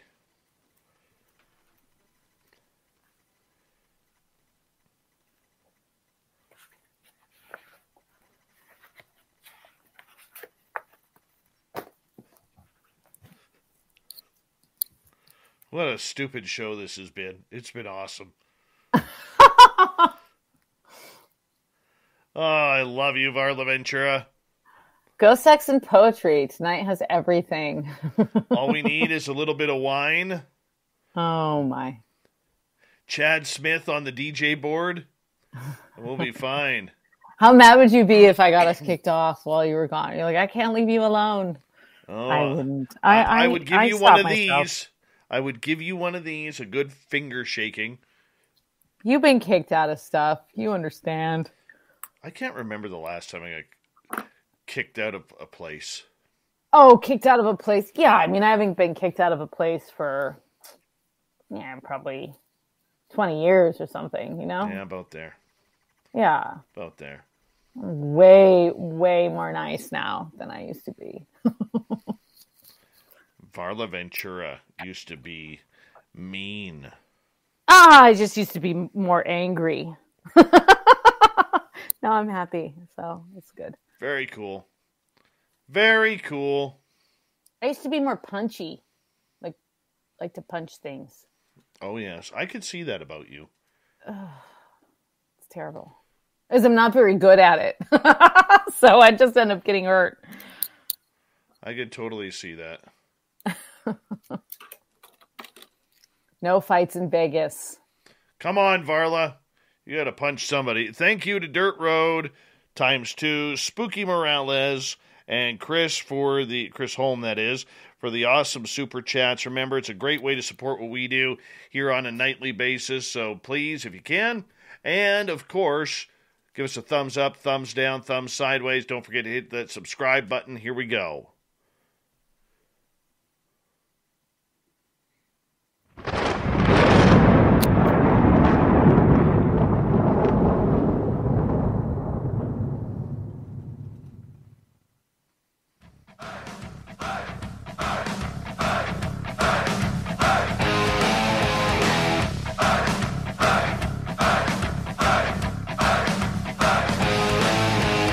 Let's kick off the second half of Spaced Out Radio tonight. My name is Dave Scott. Thank you so much. You're going to want to stick around for the final half hour. Dave 101 tonight. Are we really ready for aliens? That's what we're talking about tonight on Dave 101. My answer will be no. No, we're not. I'll explain why later on at Dave 101. But Varla Ventura is here tonight as we are talking about fairies. I totally forgot to intro this half hour, but that's okay. Oh, well, okay. Yeah. Yeah. This show's all gone for a hell in a handbasket after that first hour, but that's okay. It's worth it, and it's been fun. I take full responsibility, although you're the host, so you could have stopped me. I could have. I feel like you goaded me. Yeah, we love our Varla Ventura around here. VarlaVentura.net is her website, and our website, spacedoutradio.com. Check out Shirky Poo's news. Check out, what else can we check out? Just check everything out there. Get our swag as well. All right. Anyways, Varla Ventura is here. We're continuing on with the fairy talk tonight, so make sure you check that on out. And you can check out all of her books at VarlaVentura.net or at any major bookstore. Fairies. Fairy realm. Your mom has been to the fairy realm. Certain people get to go to the fairy realm. From what I've heard from talking to people like Gemma Jade, who is going to be joining our team here very soon, along with others who've really investigated this entire phenomena about the fairy realm, it can be a very dangerous place. You may not come back. Kidnappings have happened. You may not come back. You may come back completely changed and traumatized. It's not unlike being abducted, honestly. It's very one of the things that traditionally and specifically in Celtic myths and the stories of where a lot of our kind of modern thinking about certainly Celtic fairies or Irish fairies, I think that dominates the fairy kind of genre. There's fairies around the world, but I think that a lot of what we think of as fairies does come from the Celtic beliefs, and it's definitely a very dangerous place. And there was a line that you walked, a line that you should still walk today, that is both in reverence and fear. And I heard actually recently, I was listening to, I love traveling to Ireland, and I was listening to like a travel show about Ireland, and I was like listening to this podcast, and there was a host who said, ask 100 Irish people if they believe in fairies, and they'll tell you no. But then tell them to go, mess around by that fairy tree or cut down that fairy tree in their yard, and there's no way they'll do it. So there's still today this sort of like respect for this other realm that you don't necessarily want to go to or experience. And it can be very dark. It can be very draining. There's stories of people. One of the creepiest stories, and I don't remember, I don't have it in my book, but it's a story that always stuck with me. And it's a story of a guy who falls asleep on a fairy mound, and he wakes up in the other realm, and he's kind of confused as what's going on. And then he looks around, and everything's very beautiful. So that's kind of the first effect, is you get this like beautiful, everything's like shimmery and full of light, and there's beautiful music, and there's a huge feast laid out, and everybody just looks beautiful and enchanted, and they just treat you wonderfully, and they're like, dancing and waltzing with you, and it's just this great experience. And then you go and you eat a little of the food, and what happens is you never actually stop dancing. You keep dancing, and then you eat a little bit of the food, and then you're kind of trapped there. And then everybody kind of starts to look like raggedy and scary. And it kind of, it kind of reminds me of a party, or you're drinking, right? And you're just like, oh, everybody's having a great time, and they're having the first couple cocktails, and everything's nice. And then by the end of the night, someone's gotten in a fight. Someone's passed out on the floor. someone's thrown up in your kitchen sink, it's just like the glamour has worn off, right? And so I think that story is very similar to that. And then should you want to get back, it can be very difficult because the fairies don't want you to go, much like a mermaid wants you to stay with her. The fairies usually don't want you to go back. So it's definitely like a scary place. And it was visited for specific reasons, like trying to get wisdom or making an offering or seeking something out. So you didn't just go there willy-nilly. You went there specifically trying to enter into another world and gain wisdom there, much as you might think of a shaman going into a trance. That's also, and going into a dark space. You'd go into this cave and you would go into a kind of a trance meditation and then be able to actually enter the fairy realm that way. Very true. Very true. But for people on this end, do you believe that a lot of the people who've gone missing and haven't returned have been led astray by the fairies? Well, no, I don't believe that, actually. I don't think that... I tend to think that that's probably more likely something human than and something much, much more dark and sinister than the fairy realm. However, I do think that people can get very disoriented, and the fairies can play on that, especially if you go traversing where you shouldn't be, or you kind of, traipse into a part of the woods that you're not welcome. There's certainly trickery at play. Nature's tricky and fairies are tricky. So I think that can happen, but I'm not convinced that the fairies are just kidnapping, Joe Schmo willy-nilly here and there. I don't know what they would want with them. Food? Do fairies eat people? No. I mean, there's probably a few creatures that do kind of like, they enjoy the taste of human flesh, but by and large, that's not really what fairies do. They're not preying on us. They are tricking us, and they are trying to get things from us, and they are trying to give us things, but they're not necessarily hunting us.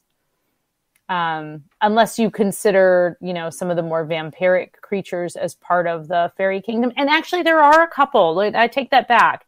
There's definitely a couple of creepy vampiric things. There's a Scottish vampire that is considered to be part of the fairy kingdom that will kind of appear much like a banshee and will drain the life out of you. And so that one hunts.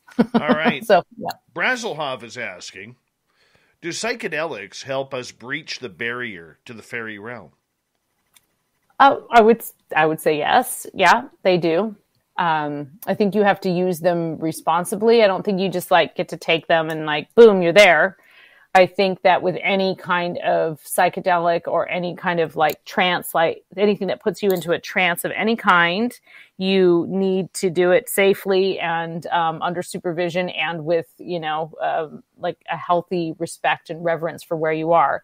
So if you go out into the woods and you drop acid, ain't no guarantee that anything's going to come to you, but, a really big gash on your leg or something, right? So you just there's a sacredness to it that has to be respected in order to actually make that transition. But yeah, sure. I mean, that berries and mushrooms are, they go hand in hand. All right. Okay. Do the fairies use portals, dimensions to travel in and out as well? Yeah, I think so. Yes. Yeah. Where would they go? Where would they go? Yeah. I think they just go into the fairy kingdom. I think they just go, from their realm to ours. Just like if we were using it, we'd go to their realm. I think they just use the same doorways. only we don't fit in all their doorways. I just think that there are cross points where you can enter or exit, basically. So I think they exit and then re-enter, and we occasionally see them in that process and occasionally enter ourselves. But yeah. Makes sense. Okay. So let's move on here in regards to, not only the fairy realm, but there's a bunch of little creatures running around. I mean, you think of the Puckwudgies and the Blackwater Triangle.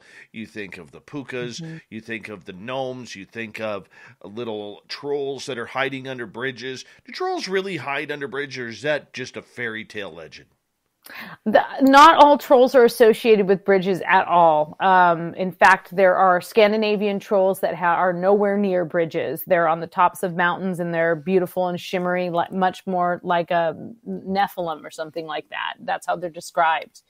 So I think the trolls under the bridge are guardians, and I think that they're associated with the bridge because they're guardians probably of the water or whatever's on the other side. So that story that we think of the three Billy Goats Gruff and stuff, that is actually based on the idea that there's something kind of guarding a bridge, or that passage into that other realm. You have to pass through it, right? Like the question's 3 or whatever, but you have to actually pass through it and pass a test. And you see that all around the world in stories from around the world. There's a passage and a test thing going on there for sure. Wisdom, strength, bravery. You even think of Inanna's descent into the underworld, and basically she's sent into the underworld. Some people say it's because she was going to deliver news to her sister. Other people say it was because she was looking for something, but her sister was basically the lord of the goddess of the underworld, and she had to go through all of these gates. And each time she had to shed something and lose something and battle for something. And in the end, she gets all the way down to see her sister. And so she gets all the way through that portal, all the way to the very bottom. And then the sister just turns her into a hanging corpse. Even, and then she just gets rescued by someone and, gets out of it eventually. But that whole idea, I mean, that's an ancient myth, right? That whole idea of having to go through a portal and go through a gate and go through a passage and pass some tests. That is, as old as time itself. And I think that the fairies are the gatekeepers and most of us won't pass that test. We just won't. We just won't keep our, for whatever reason, there'll be barriers and we won't be able to pass that test, just like the alien apocalypse. That may be coming sooner than what we think. That one may be coming. We don't know. All depends what the American government decides to give us. But you better get caught up on the aliens regarding that, by the way. I know. I gotta get caught up. Or maybe I just want to be blissfully ignorant when it happens. Just go with the flow, Yeah. Once again, tune in to Dave 101 later on tonight, and you'll hear Dave's opinion on that. Take me to your leader. But okay, speaking of these little creatures, one creature we do not hear a lot of, maybe since the 80s because of the movies, is gremlins. Yeah, I didn't find a lot about gremlins when I was researching my whole fairy book, and I really had this whole section about more kind of trickstery, house-dwelling little troublemakers, and gremlins really didn't. Things that were similar to gremlins and things that sounded kind of like gremlins, that would terrorize your animals or your children or whatever, especially if you weren't giving them what they wanted, yummy treats and stuff. With that movie, right? You pour water on them, and wasn't that what it was? If you got them wet, they just became these. They were all cute and cuddly, and you got them wet, and they became these horrible things. I've never found anything that is actually really ties in directly to that. So I don't know what the deal is with that. but certainly some embellishment there. But there are definitely like little hobgoblins and things like that kind of, there's nothing about pouring water on them, but there is this kind of similar, like could be sweet and then could completely terrorize you, especially if you do one thing wrong. So in the movie, it's pouring water on them, but in, you know, an old story, it might be that you didn't sweep the floor and you left some like rotten oats out instead of a nice cake. So. Well, you know, I always think in World War II, we always heard of the gremlins that were messing with the planes on the ground. And pilots and aircrew used to say that when their plane wasn't flying right, the gremlins had been working on their airplanes and not or trying to tamper with them, you know. And I look at little legends like that. How much stock can we put into that? Well, I think all of those legends have an element of truth in them. And I've found that to be more and more true the more that I've read, because there's certain similarities. But, you know, that kind of thing, calling it a gremlin, you know, what you might call technical difficulties today, calling it a bog monster or, you know, Jenny Greenteeth, but it could also be a big stick and a, you know, a bog that you could sink in because it just looks like the ground continues. So sometimes those things are cautionary tales, right? But the way I look at it is, it's kind of the same thing, right? Like if a mermaid is oxygen deprivation, and it's something that you see just before you die in the water, then how is that any different than it being a mermaid? You see it before you see it before you die. So if it's a gremlin, actually you can't catch this little fuzzy thing, but it's still this thing that's messing with it. That I think is the fairy kingdom and the fairy realm. They live in that kind of world of what if, and they don't really care what you call them, and they don't really care if you believe in them, because they're still out there doing their thing. And sometimes it's good stuff, and sometimes it's, you know, really messing with you, stealing your things. Mondak says, as a retired aircraft maintainer, we still fight gremlins. Yeah, I bet. I'm curious to know if he's seen them fiddling with airplanes. And what is it about airplanes that gremlins do not like? You know, because everything that we do, I mean, the Navy has their own, and people who sail the waters of the world have their own superstitions. Airplanes and mechanics and pilots all have their own superstitions. You know, let's get into superstitions a little bit here, because there are so many people out there, from actors and actresses to athletes to professionals like doctors or pilots or people sailing, where they are very superstitious people. Where does this even come from? Yeah, well, I mean, I think superstitions, on the one hand, exist to keep us safe, definitely, right? Because some of them have very practical origins. And I'll just take a modern one, for example. This isn't particularly mystical, but it's pretty practical. So we all think if you open an umbrella indoors, it's bad luck, right? Like everyone has heard that, I'm assuming. I've heard it since, I think I learned that on Sesame Street when I was a kid. Don't open an umbrella indoors, it's bad luck. Well, why is it bad luck? Why is that a superstition that we all just follow, like walking under a ladder, whatever? It's like, you know, these things that are the mirror and the 7 years. Well, the umbrella has very practical origins. When the umbrella was invented, the tips of it was extremely sharp. It was basically a weapon.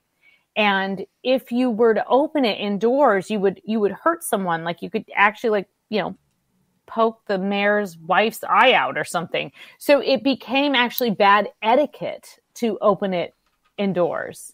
And because it became bad etiquette, then eventually it became, bad luck because if you had bad etiquette, then everybody would look at you sideways and not invite you to the dinner party. So then you had bad luck, right? So then it just became this thing that now we just repeat as a superstition that we don't even necessarily know why, but kind of like we were talking about with the fairies, it's like, well, I'm not going to cut.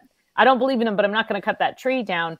Well, lots of us would say, I'm just going to not walk under that ladder, or I'm going to, not break that mirror, if I can help it. So there's just little things like that where we know in like modern times where the superstitions come from. Are you superstitious? I'm pretty superstitious. I think so. I mean, I have a lot of like rituals and things that I do. But I also, I can convince myself of just about anything. So I can talk myself out of something if I'm really afraid of it. I'm not afraid of cats, black cats. I love black cats. So your son being a goaltender, I will guarantee you he is superstitious. Yeah, he probably doesn't even like, I'm sure he has little rituals that I don't know about because, not allowed in the locker room anymore. We all did. No. They kicked me out of the locker room. No kidding. But no, we all do. And, I mean, I knew hockey players. I mean, they called it a ritual, okay? But I knew hockey players, they always had to put their gear on the exact same way. If back when I played, I knew that if we were going into a game that was going to be really, really rough, because there were, in a team, when you play on a team with full of tough guys, there are a lot of teams who want to come and play tough against you. And if I knew we were heading into one of those games, I had to drive to the rink playing Skid Row's Slave to the Grind. I needed that adrenaline rush in order to go in. Yeah. Oh, there's so many there's so many quirky little superstitions in sports, especially. And those would be not even people who wouldn't even consider themselves like, particularly woo at all. Right. But just like, I don't know why, but I've got to touch this side and then put this sock on and this sock on. That's it. That's the way it goes. Never doing it different. That's the way it goes. Mondak says maintainers of aircraft are some of the most superstitious people around. Kind of like first responders. You never say a night is going good or aircraft will land with no mechanical issues. I mean, there's just certain things you don't do. And I think all of us, one way or another, have our little superstitions. I think we do. I think so too. I think it's like an ingrained part of us. But I will say that, superstitions are often lumped in with something called old wives' tales. And I found that by and large, when you dissect a lot of those types of things, they have very practical origins as well and are actually usually really good advice and are sometimes kind of dismissed as being like a superstition. But yeah, definitely. I know that there's quite a bit of suspicion in superstition in my family, just little things that people do that they won't even admit to, that they wouldn't even think are really superstitions. But then when someone says, why do you do it that way? Oh, because that's why it always goes with us. Why I always find a parking space. Like, those people that have that little poem they say, and then they find a parking space. I can never remember the poem. That's a little superstition too. It's like a little ritual. I have to brush my teeth before every show. Yeah, it's the way it is. I want fresh breath. I want fresh breath before I go on the air. We got Varla Ventura for another 30 minutes here on Spaced Out Radio. VarlaVentura.net. You can find all of her books at any major bookstore. At the bottom of the hour, it's Dave 101. We'll get to you next.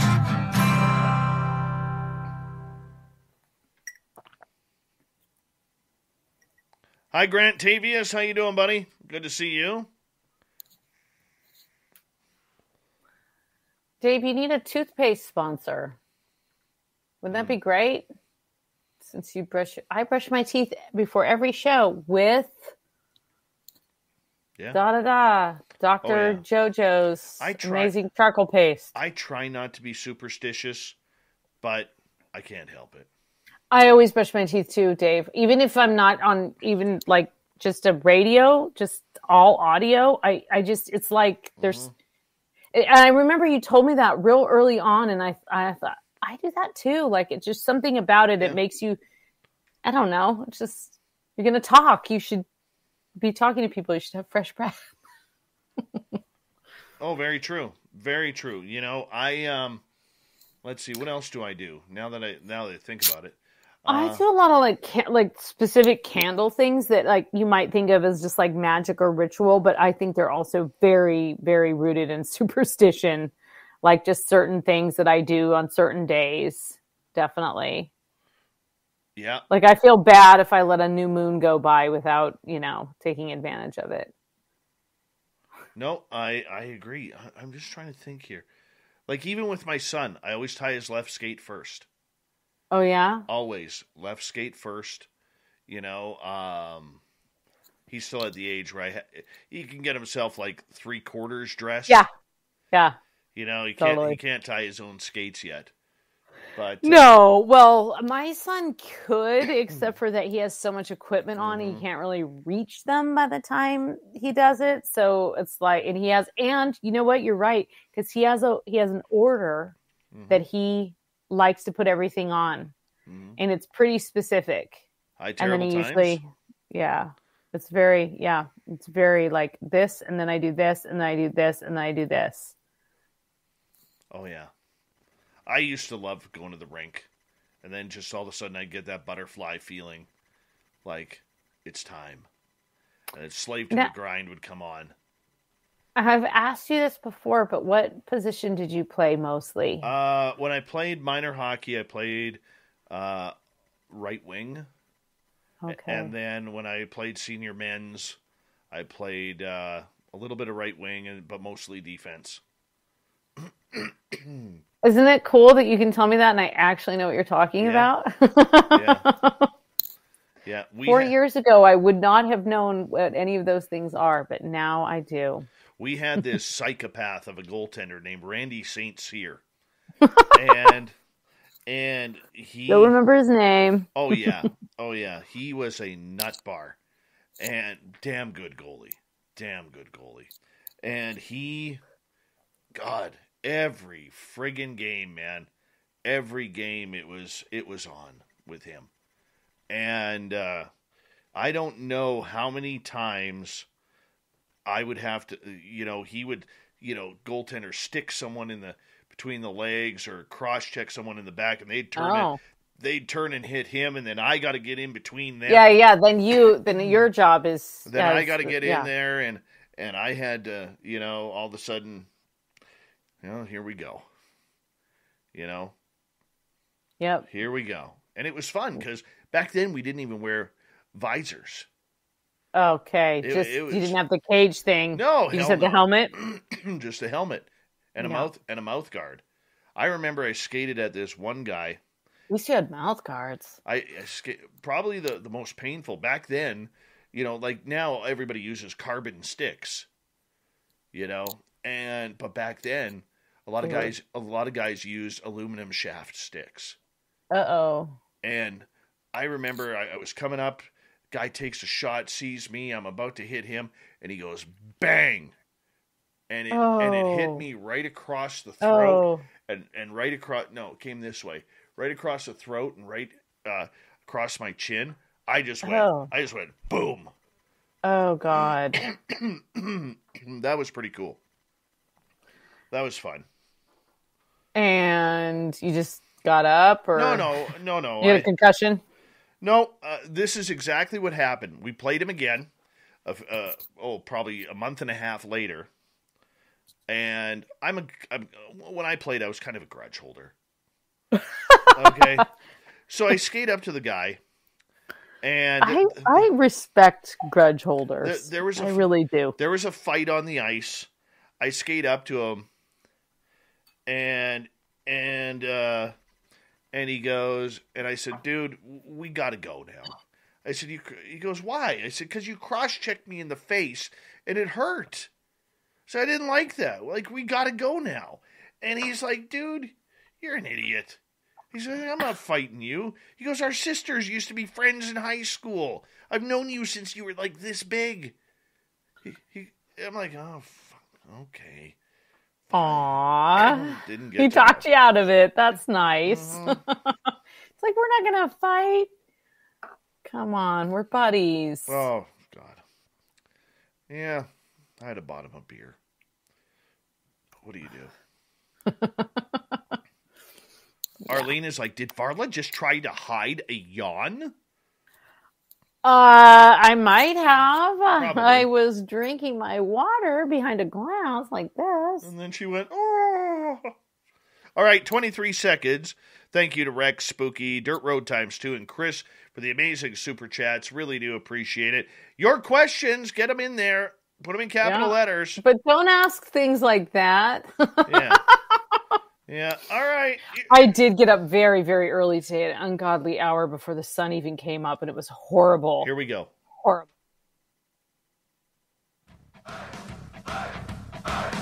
Would you like to connect with us? Head to spacedoutradio.com for all your latest show info. Now, back to Dave Scott and SOR. Third and final hour of Spaced Out Radio is now underway. My name is Dave Scott. Thank you very much for joining us. We really do appreciate earning your listening ears. Want to remind you that if you missed portions of this show or others, check out our free archives, youtube.com/Spaced Out Radio. Do old Davey the favor, hit that subscribe button. We want to say hello to everyone listening in on our terrestrial affiliates around North America, digitally on TalkStream Live, Revolution Radio, and KPNL. All of our archives, once again, are free, so check them on out. The Desert Clam has set the password for tonight in the SOR Space Travelers Club. Catabothrin. Catabothrin is your password. Use it wisely, space travelers, as the clam sets a password each and every night right here on Spaced Out Radio. Our website, once again, spacedoutradio.com. We have a plethora of features for you, including rocking out to Bumblefoot, reading Shirky Poo's Newswire. Check out our swag as well. Follow us on Twitter at Spaced Out Radio, Instagram, Spaced Out Radio Show, and now on TikTok at Spaced Out Radio. For the final time tonight, we introduce Varla Ventura. VarlaVentura.net is her website, so you're going to want to check that on out. Find her books at any major bookstore across this great continent. Varla, welcome back. Actually, worldwide. Worldwide. My books are available. She's worldwide. Yeah, the worldwide world. Absolutely. Wide world. Why? Probably easier to find in North America, but they're available worldwide. Oh. Well, Zero Cool is asking, are these real words or are y'all just making crap up?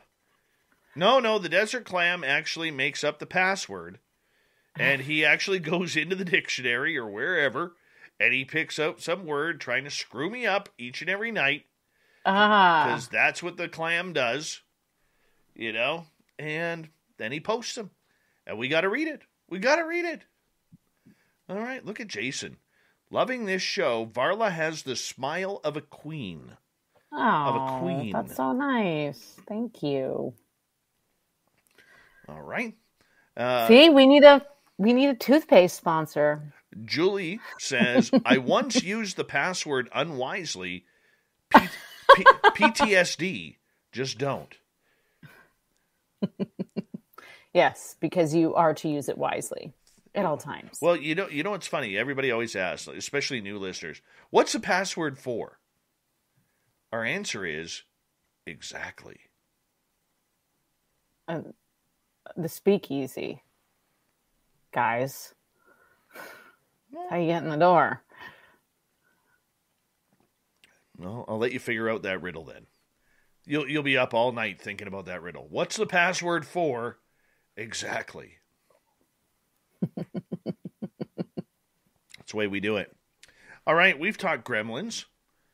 We've talked ghost sex. Mermaids. Ghost sex. I got a new gnome. I thought so. I thought I saw a new gnome back there, and I was doing like this weird peeking thing as if I was looking through your window, but it's yeah. Aw, it's soft. It's a plush. So 2 weeks ago, I'm doing the show. My daughter opens up my studio door No. and throws this at me while I'm on the air. It's got some weird stuff. Look at that. Like, I love that she did that to you. like cereal at the bottom. Did you get it? Like, did you catch it? Or No, it startled me. I didn't know what was coming at me. Right? Oh, it's so cute. It Does is. he have a name? Yeah, I haven't given it a name yet. But anyways, we got some audience questions here.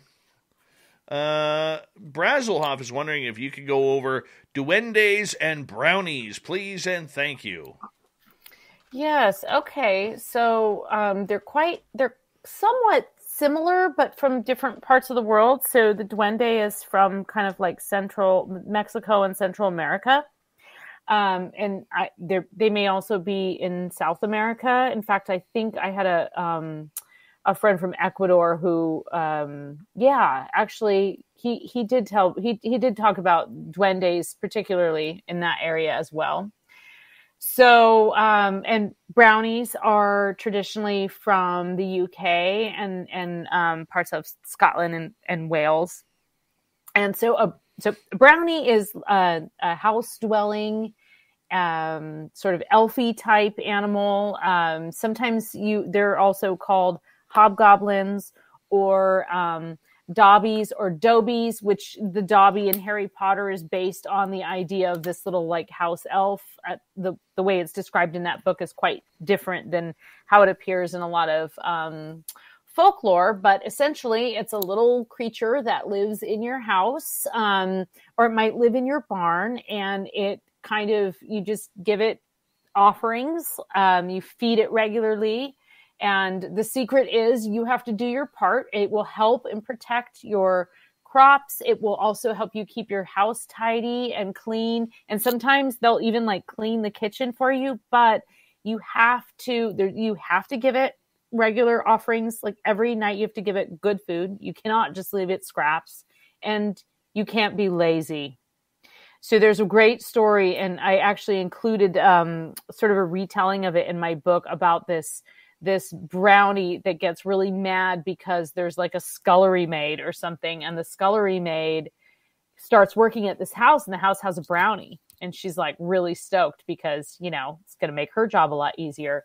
But after a while, she gets lazy and she doesn't like sweep the floor or do her part. And so eventually the brownie gets really mad, gets really fed up pretty quickly, actually, after that behavior, and throws the coals all over the kitchen and just thrashes everything and makes everything worse, and then disappears and never comes back. And so in duendes, I believe that duendes are also kind of similar in that they can be protective spirits. They can be a little bit trickstery, but they can be kind of a domestic, for lack of a better term, a domestic type of fairy that actually like to interact and thrive on interaction with humans, but not necessarily in a way of like, oh, I'm going to trick you into the fairy realm, like that changeling kind of thing. More in a harmonious, I want to, you know, like not a pet, because they're not pets, but the way that like cats choose to live around us, right? Like, yes, we think that we are going and picking the cats out, but the cats are choosing whether or not to tolerate us. And if they don't like us, they'll just pee all over everything, right? So that's per usual. Yeah. Very nice. As hoping, you know, will happen on Black Friday. Oh, once again, this is our friendly reminder to all of our American followers that next week is Black Friday. We hope you are preparing well. Okay, turn your cameras horizontally. Do not keep them vertical. We need the full scene. We need biting, fighting, pinching, slapping, kicking. All right? I want to see teeth on the ground. I want to see both adults and children crying. I want those videos, people. Go hard. Go hard. Shop till you drop. Exactly. Literally. Literally. All right? Remember, you just gave thanks. Now give thanks with your fists, your feet. All right? And the almighty dollar. Tape up those knuckles, people. Make sure your credit card is at zero balance, because we're going to go hard on Black Friday. Hard. All right. Third Phase of Moon. Hey, guys, the Cousins Brothers from Hawaii. Good to see you guys in the chat room. Do you think mermaids have a reaction to lunar eclipses? Ooh, good question, because we're like entering into a lunar eclipse like right now, I think, or pretty soon, the next hour or so. Yeah.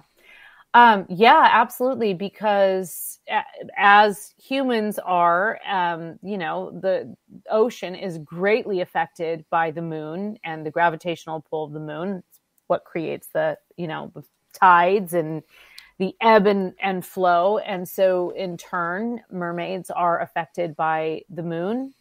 And of course, lunar eclipses would have to, because you think about that. What is that? Is it a Connecticut Yankee in King Arthur's court where the modern guy goes back in time and he goes back to King Arthur and he predicts an eclipse, and everybody thinks that he's like this, he says, I'm going to turn the world off or whatever. I'm going to turn the lights out. And then he becomes this like revered person in that world because he made this amazing thing happen, blotted out I think that was the solar eclipse. But yeah, I mean, definitely, I would say we're all affected by the moon and its cycles, and certainly the full moon. Ask any first responder out there, and they will. Anyone who's ever worked in a hospital, anyone who's ever worked in intake or dispatch, and prisons. They'll attest. Prisons. Yep. My sister's been a corrections officer for over 30 years. And oh, wow. She never, ever bought into any type of superstition. She's like a five senses type person. And when she first started as a guard, she said all the old timers would be careful, because my sister's very petite. She's only like 5'4", maybe 105 pounds. She's tiny. And all the old guards, because she was a very small woman working in a man's jail, would be like, hey, you got to be careful here, but watch out for the full moons. That's when you got to be extra careful. She never bought into that until she actually saw, a lot of the prisoners at night going absolutely haywire on full moons. Yeah. Full moons, yeah. Wow. Yes, it's definitely a thing. And so you can imagine that just even thinking of how people react to a full moon and then having that like pause as the full moon light is actually gone for 3 minutes or however long it is, that certainly is gonna affect a mermaid, a magical creature, if more so, than probably even a human. I think. I don't know. I really don't know. Humans would be more affected. I just don't get it. I know it affects animals, wild animals. Yeah. Sure. Mondex says, yes, it sucks working corrections during a full moon.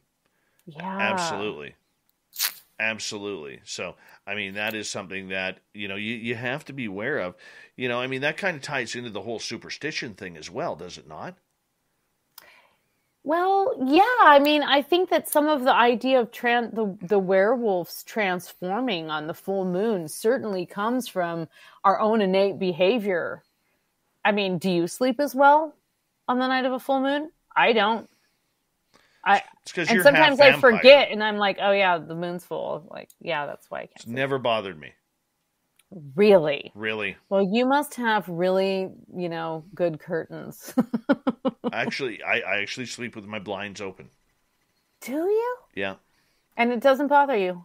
Well, you're you're not a werewolf. So I think what bothers me is the church across the Greenbelt put up new security lights, and they shine really bright. They didn't put the reflectors down, and it shines right into my yard into my window. No, there's a couple reasons why I actually sleep with the blinds open. Just in case Carl shows back up, I want to see him. I can literally see constellations from my bedroom, and I like looking at the stars. And you never know if there's been enough people who have visited my house who have woken up in the middle of the night and seen lights flickering on my yard that I'm afraid I might miss something. So that's why, a good reason. That's why I keep my blinds open at night.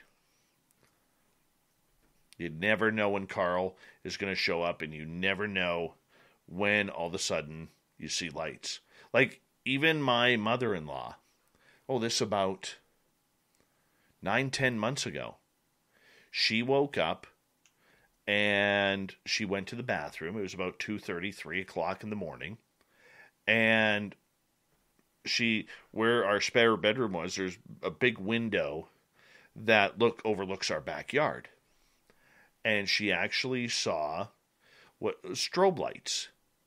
And she walked up to the window and she saw that the strobe lights were coming down onto our yard.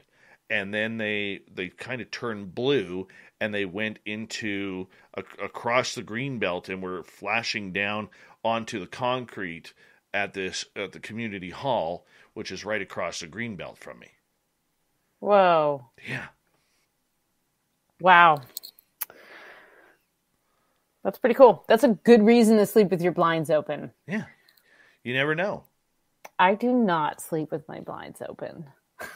You probably sleep in a coffin. I mean, it's a little tight.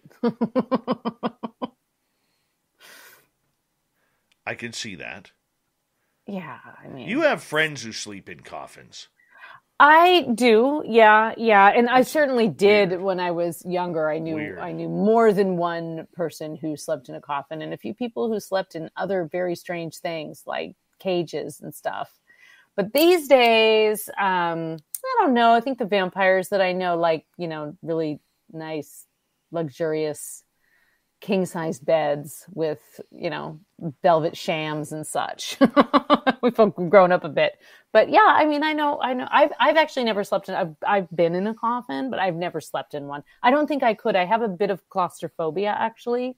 So I think I would be like a little too, I don't like things on my... I just don't understand how somebody could do that. I mean... Sleep in a coffin? Yeah. Honestly, just even talking about the topic here, I could feel the anxiety growing in my stomach. Maybe it has the same effect on some people that swaddling has on babies. You know how like they say like swaddle your baby super tight, and like my son did not like that actually. They would like wrap him up like this tight little thing, and then he would just kick and kick and kick until it all, he could kick it off. And then it would get tangled. It was like, well, either I didn't do that right or, we're going to not swallow you. But for some kids, I've seen those videos, the happiest baby on the block, and you swaddle them and they instantly stop crying. So maybe for some people that's a comfort. What brings you anxiety may bring comfort to others. I don't think I would, it's not psychologically, I wouldn't want to sleep in it because of like, it's a coffin, it's going to be my deathbed. It's more the just small space. Also, this is getting personal, but I actually am a stomach sleeper, and that's real hard in a coffin. Me too. Yeah. So I am a stomach side sleeper. So coffins, not so much. No. All right. Have you ever? Chris Mo wants to know if you've ever been in a light deprivation tank. Actually, I have not been in a sensory deprivation tank, but just a couple of months ago, two really close friends of mine visited, and I've included it's my friend Pirate Chris, and I include his stories a lot. He's the one who lives on that property with the thing that moaned in the woods that like came, the sound that came like reverberating up the valley and shook his cabin. He's told me lots of scary, really good stories. But anyway, they came recently and they said that they had found this place. It's in the town where we all grew up, where my parents still live in California. And they said, there's this place and you do this like sensory deprivation thing. And I said, didn't you just feel like completely, like, wouldn't that kind of drive you? I think I have, it gives you anxiety being in the idea of being in a coffin. The thing that freaked me out was the idea of it being what they did is they did a sensory deprivation tank. It's dark. And then it's like super, super, super saline water. So you float basically like right on top of the water. You don't have a thing over your head. They said it was just like you were kind of in this like tank enclosed space, and it's completely dark. And you can have it silent, or they'll play music for you. And you can't have lights on, but they chose to do it in all darkness. And you just lay there, and like your mind, it's just your mind. It's like a meditation. And I think that probably many times in my life, that would have actually been a trigger for me. Like I would have just like been too infinite. I think I probably am ready to do that at this stage in my life, where like I could actually trust my mind to not take me somewhere I don't want to, I can't come back from.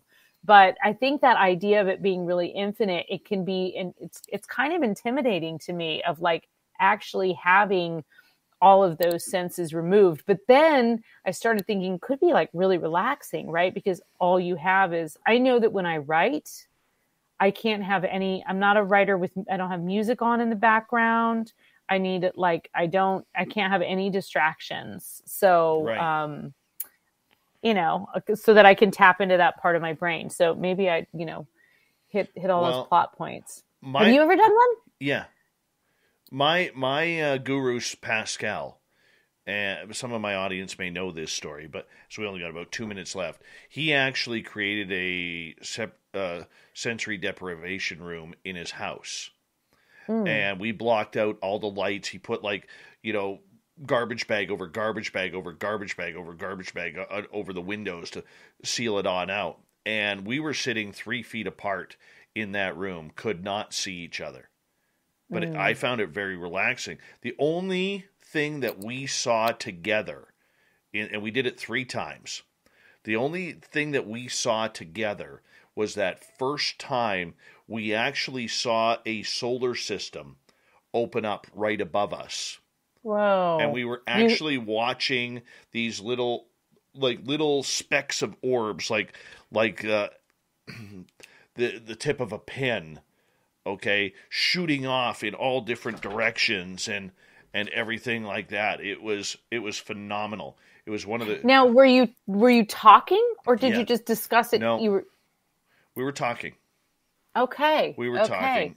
That's amazing. We were in communication, and the ghosts that were coming through, and the other things. It was funny. Like you couldn't see your hand right in front of your face. How long did you go in there for? We did. I think the first time was an hour and a half. Wow. Yeah, like we went hard on it, and I recommend it to anybody. I'm convinced. I'm going to do it. I'm totally going to do it. Totally. You convinced me. Varla, we got 45 seconds. Take that time to tell our audience where they can find your books, your website, and your new YouTube channel. Oh, yeah. Okay. Everything's Varla Ventura. So varlaventura.net is my website. And then, I don't know, I think my YouTube channel is just Varla Ventura. We were trying to find it earlier. I'm on all the social things as, at Varla Ventura. And you can go onto my website. And if you scroll down, there should be a place where you can sign up for a newsletter. So I'm still working on some actual cool stories that I can send out every month or so, just little bonus material. And you can also buy swag like the cool hat that Dave is wearing. You can get that. That's the Varla Ventura logo there. You can get that on my store there. Yep. Beautiful. Thanks for having me, Dave. Thank you for coming on in. Want to say a big thanks to Varla Ventura. Coming up next, are we ready for aliens? Dave 101 next on Spaced Out Radio. Stay tuned.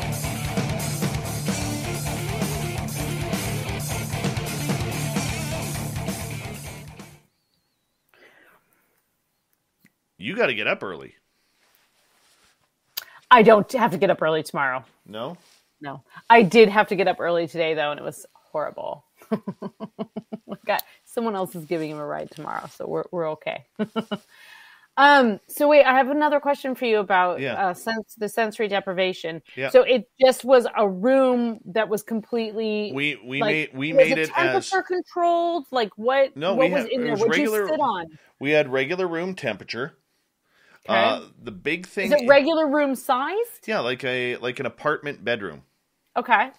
And what we did was we blacked everything out, like pitch black. Like when we walked through the apartment, we made sure every light was off, not even a night light. All the blinds were closed and everything. So the rest of the house was also dark, so none of the light would bleed through. Exactly. So and then what we did was we sealed the doorway. So all the cracks along the doorway, we sealed those up with towels. And we blocked every you really got to trust someone to do that, huh? Well, we had Pascal was on a chair, I was on a chair, and I mean we tripped. Let's be honest. And when you turn the light on, it screws you up. Hey, Kev, how you doing, buddy? Hold on here. Who else showed up? Amazing. Crunch time. How you doing, bud? And I think that's about it. But the stuff that was coming through and the communication we were making was amazing. Wow. Amazing. Like I remember looking, the one cool part was I remember looking down to my left and I actually saw my deceased dog sitting there beside me.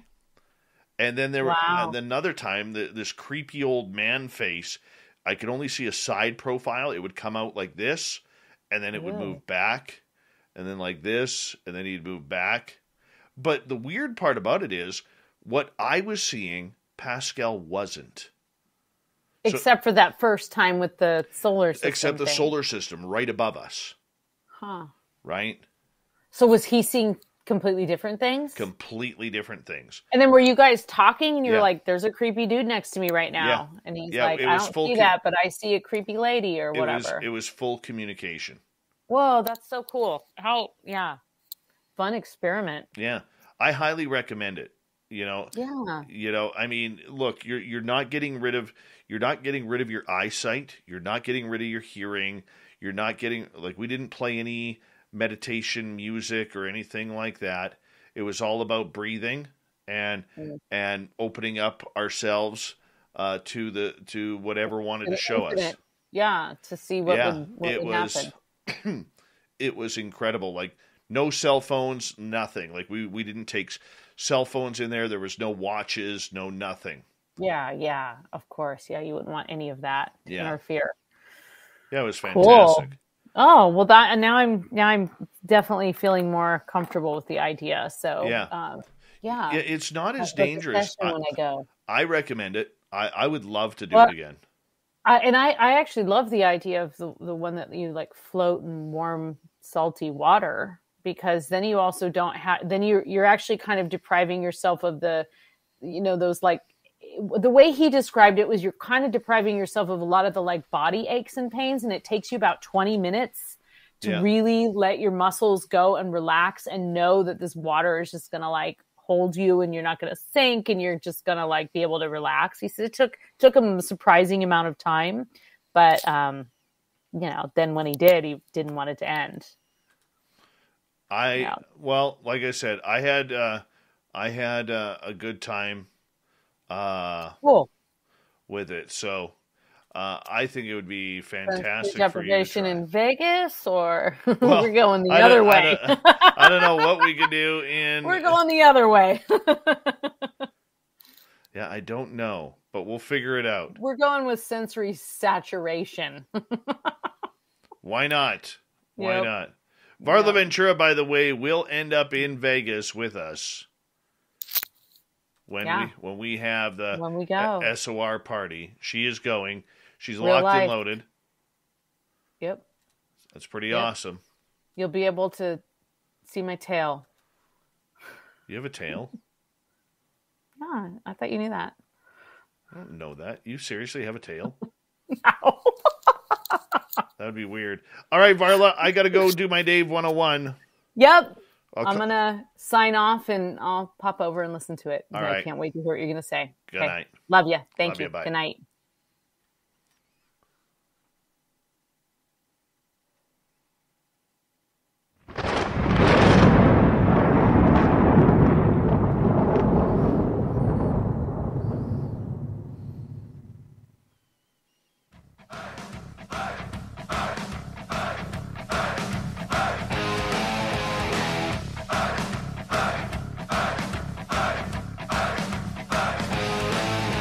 We rounded third. We're heading for home tonight on Spaced Out Radio. My name is Dave Scott. Thank you so much for taking the time to join us. We really do appreciate earning your listening ears wherever you are on this beautiful planet we call Earth.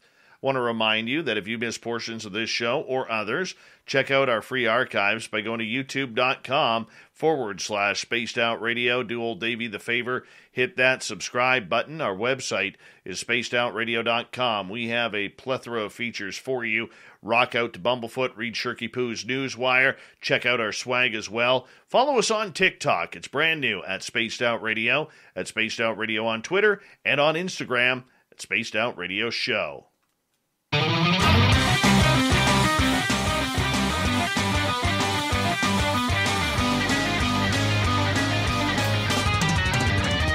It's time for Dave 101.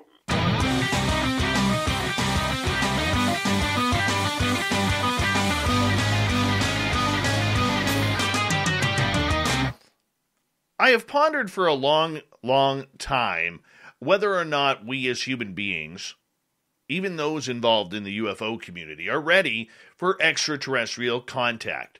Are we ready for disclosure? Are we ready to know whether or not the extraterrestrial phenomena is very real as you and me?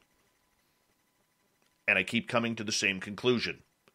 That answer is not on your life. Now let me explain why.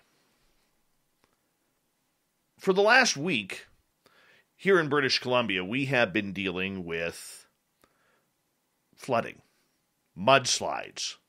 In fact, almost every route to the coast near Vancouver to get to my house, where SOR headquarters is shut down. 5 different highways to get to from Vancouver to where I live, all shut down due to washouts, due to mudslides. It's an incredible natural disaster that has happened here. Happened 31 years ago when I lived in my hometown of Abbotsford. People will always come together. People will always help. There are good people on this planet. But here's what I have learned. There is no way in what I have seen over the last 2 years that humanity is anywhere close to dealing with a real major life-changing issue like extraterrestrials. Sure, we can be in denial that, oh, those aliens aren't here. No, they're not even existent. They're demons. They're whatever. You've been watching too many sci-fi movies. I get the point. But let me explain something. This is what I have seen in this past week. Where I live, at SOR headquarters, all of our grocery chains are empty in their shelves. People are hoarding food, hoarding supplies, hoarding everything that they can get their hands on because there's no food. Vancouver's been cut off. There's no food. While these exact same morons forget that all the highways to Alberta and east to the rest of Canada are still open. And a bunch of the highways south of us in this beautiful country that we call the United States of America are open. And they have food as well. They have toilet paper. They have Metamucil. They have hygiene products, toothbrushes. They have apples, oranges, grapefruit, lettuce, tomatoes, and even food for the vegans. But here's my point. Twice now in the last couple of years, we have seen the absolute worst in humanity. People hoarding food, toilet paper, supplies, as I just said, not willing to help out their fellow human being because it's a free-for-all on trying to survive. Ladies and gentlemen who live in British Columbia, who are hoarding all of the food and all of the gas at the gas stations, guess what? There's more coming. We are not even close to being out of food. We're not even close to being out of gasoline. We're not even close of being out of anything. Why? Because the supply lines are open. It's the exact same thing that happened during COVID when the idiots went out there and started hoarding toilet paper, taking 8-10-gallon jugs of milk for themselves. In the meantime, a single mother or an elderly person who couldn't get to the store on time had zero food to eat. It has been a disgusting display of humanity. How does this tie to aliens? Well, let me tell you. COVID has not been a major problem. Now, a lot of people will disagree with me on that. And I'm saying this, I am not a person who is an anti-vaxxer. I am for open choice. I am not a COVID denier because I've known people who have had it. And my cousin is a doctor, one of the smartest disease specialists in Canada. And I've talked to him. I don't watch the media when it comes to this crap. Okay? But there was no need to shut everything down for COVID. There was still food, there was still power, there was still cable, there was still internet, there was still medicine, there were still doctors, but we panicked. As a society, we panicked that we were going to run out of food, that we were going to run out of water, that we were going to run out of supplies. And if we didn't get them now, to hell with everybody else, we're going to get our stuff. We're going to stock up. We're going to be the people who can live off the land because our cellars are stocked. Taking all the canned food that they can. Taking all the beverages that will last, from Coca-Cola to apple juice and every water jug in between. To hell with the neighbor. I'm taken care of. All right? Now we get to the flooding. The flooding here, we've seen the exact same replay as we saw COVID. And these idiots who are going to the grocery stores and literally ripping food from people who need it. Because I need to take home 4 bags of apples. No, you don't. They're going to go bad. I need to take home 8 gallons of milk. No, you don't. Milk will go bad by then. Nobody drinks that much milk. Unless you have children. And yet there's single moms out there, single dads out there. Elderly people who cannot get their supplies. All right? We cannot take advantage of that. And we have been.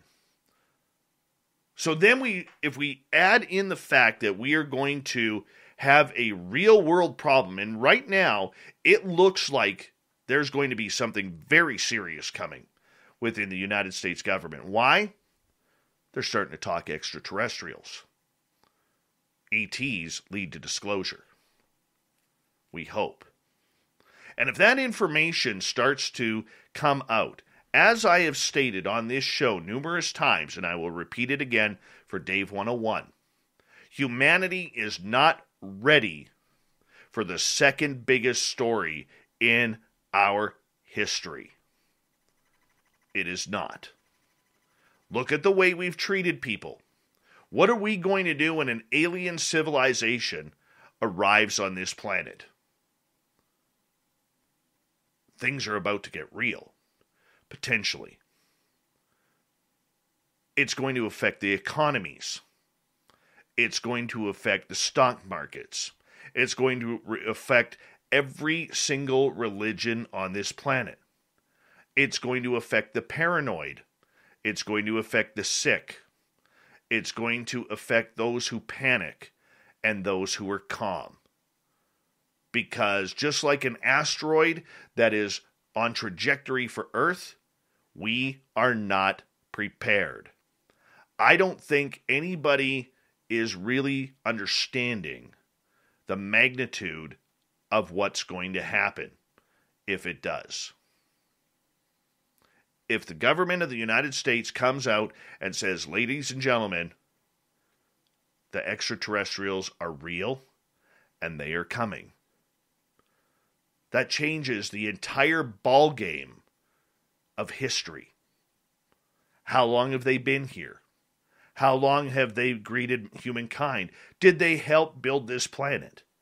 It opens up a plethora of questions. Let's not forget, half this planet is still praying to one of the 5,000 religious deities on this planet. And many of those religions believe that anything from the sky is demonic and part of Armageddon. We are going to get those who panic, who are just not going to care anymore.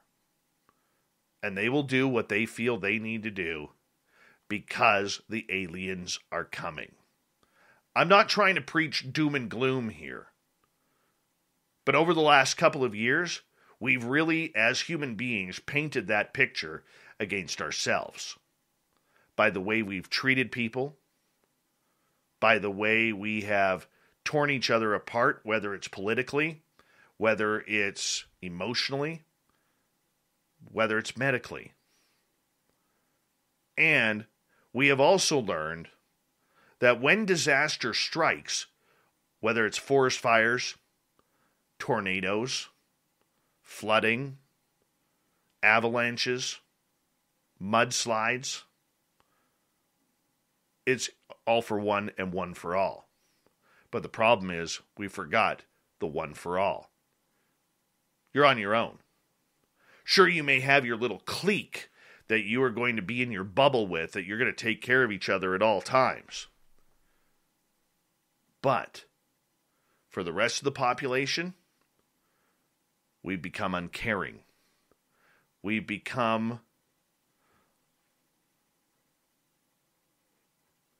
had a failure of understanding what it's like to be a human being.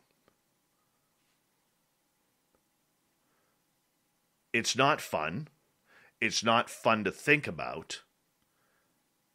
And our maturity levels as a species have definitely eroded over the last couple of years. So if everybody here thinks that I'm ready for aliens, I'm ready for disclosure, I am ready for whatever the extraterrestrials bring, chances are you're not. Chances are you're not prepared.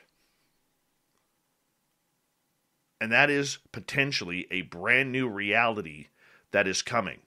We see Bill Nelson from NASA talking about extraterrestrials. High government officials in alphabet programs using the word extraterrestrially. They believe something is flying these craft, whether it's the Tic Tacs, the discs, the cigar-shaped objects, and they believe it's potentially from space. What are you going to do?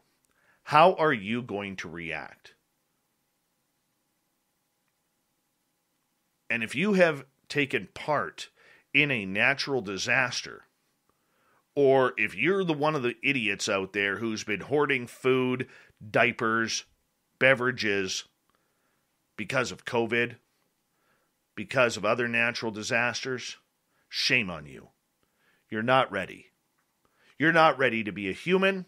You're not ready to be someone who is helpful on this planet. You only care about yourselves, maybe your family, and a couple of friends. It's not the way to do this thing. Especially when disaster strikes or aliens land. We got to be in this thing together. We can only hope that any extraterrestrial contact that has happened or going to happen is of a beneficial nature and a benevolent nature. We can only hope. We hope that it's not like the movie Independence Day, where they're coming to annihilate us, maybe use us for slaves and food. Because I can tell you right now, old Davy here, he would be food. And I'm not ready to be an alien's meal or see my children put into slavery from any extraterrestrial species. But we have to wake up as a society. We have to wake up as humanity. We have to wake up as an individual person. Because this treating each other like crap and not helping out, it's gone too far. We've pushed way too many buttons. And sure, you know, the old saying, sharing is caring, it may sound mundane when everything is so deep and so hurtful and resentful today. And we don't know who to believe due to the mainstream media or the media that is of the alternative nature. How about we just start thinking for ourselves? Can we do that? Do we remember how to use that giant noodle in our brain that says, hey, this is the right thing to do, and this is the wrong thing to do? We're allowed to do what's right. We're allowed to help people. We are allowed to help people prepare. And when someone is down and destitute, damn it, pick them up and help them. It's not that hard.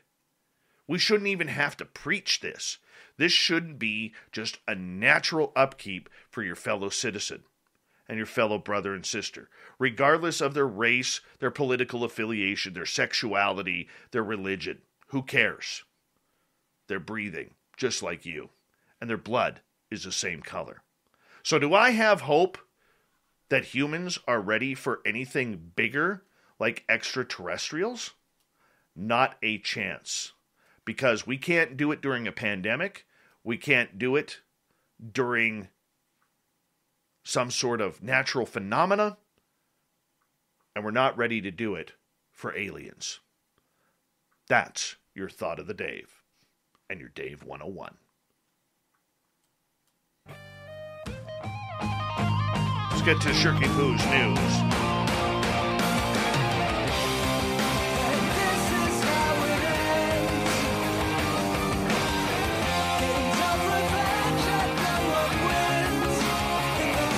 All right, let's get to Shirky Poo's news here. I'm going to start off with a real cool one.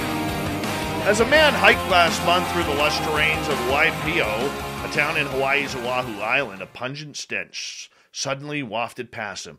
It was one of nature and one of beauty. Smelled like alcohol, coming from a nearby stream about 120 feet below the freeway. Concerned about the possible environmental implications, he contacted Carol Cox, a local activist and advocate who runs a nonprofit EnviroWatch. The man described the smell as being horrific. Cox said he and a few colleagues visited the scene and soon after noticed that a storm drain that poked out from underneath the freeway expelled water down a cliff and into a stream. On the other side of the busy street was a warehouse for one of the state's largest distributors of alcohol and liquor. Cox reported the findings to the government officials who identified the source as Paradise Beverages, according to emails. Yeah, the company is cooperating. Anthony Rowe, the director of operations, says, it may be coming from us, so that's why we're working with proper authorities. You know, this guy could have got a big boost on beverages. The creek, the waterway, it was testing at 1.2% alcohol. So about the same case as American beer. Cox said he was not surprised by the striking stench near the beverage company in Waipo, which is about 15 miles northwest of Honolulu. He said that kind of thing is commonplace in Hawaii. In the past, he found streams contaminated with paint and cement. There's a lack of respect for the land and water. Even though we preach it, we don't practice what we preach. Did you take a drink, Mr. Cox? Maybe we should all. That's how we'll clean it up. We'll just go have some drinks there. All right, moving on. Well, highways and roads have been shut down in an Australian island for the annual occurrence, the migration of millions of red crabs. The red crabs of Christmas Island migrate every autumn from their homes on the island to the ocean, and many highways and roads are shut down to protect the traveling animals from vehicles. Some roads that remain open have been outfitted with special bridges that the crabs use to avoid traffic, and other roads are cleared by workers with rakes before the vehicles come through. Videos on the island capture massive numbers of crabs walking in tandem with pedestrians. Merry Crabsmas, Park Australia quipped in their Facebook post for the migrating animals, which is always cool. If you ever watch that on YouTube, it's actually pretty amazing. It really has. All right. Ripley's, believe it or not, is collecting human hair at a Florida expo in an attempt to set a Guinness World Record for the largest ball of human hair. Ripley said the ball of hair, dubbed Haas, was started by stylist Steve Warden and weighed in at 100 pounds in 2019. It says it's now over 1,000 pounds as people keep setting clippings for the hairball. Haas is being displayed at the International Association of Amusement Parks and Attractions Expo 2021 at the Orange County Convention Center in Orlando. All right, and we got time for one more story here because Shirky Poo keeps us loaded here. And let's go here. Real cool one. Buffy Bailey was anxious to get started. The nurse and her husband, Ian, were preparing to look for treasure on farmland in York, England. And they said, I just wanted to focus on detecting. So I turned my back to the footpath so walkers wouldn't talk to me. And just as I did, I got a signal in the exact spot. Expecting to find maybe a sheep's ear tag or something like that? No. How about a gold object shaped like a book, weighing less than an ounce, half an inch long, and made of 24-karat gold. Quite the treasure find. Thank you to Shirky Poo for the news. Thank you to everybody for tuning us in for Varla Ventura tonight. We got Mr. Ron Bumblefoot Thal rocking in the background with Little Brother is watching. Bumblefoot is the official music of Spaced Out Radio, rocking us in and out of every single show. Get your horns up for the guitar god himself. Special thanks to everybody listening in at home, at work, in your cars, wherever you may be. Thank you to everyone in our chat rooms tonight. YouTube, Twitch, LGAB, Revolution Radio, Spreaker, Facebook, the Space Travelers Club, and on Twitter at hashtag Spaced Out Radio. I know you're out there somewhere. Remember, this show is copyright by Spaced Out Radio and SOR Media Ventures Limited. Thank you so much for choosing to share your evening with us, because together, my friends, say it with me, we own the night. Mr. Bumblefoot, we need a favor. We need you to take us home.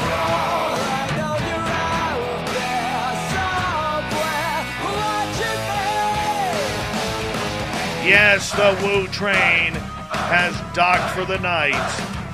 But soon, my friends, we shall ride again. Your seats are always available. Your tickets never expire. And if you want to bring a friend, we got room for them too. Good night.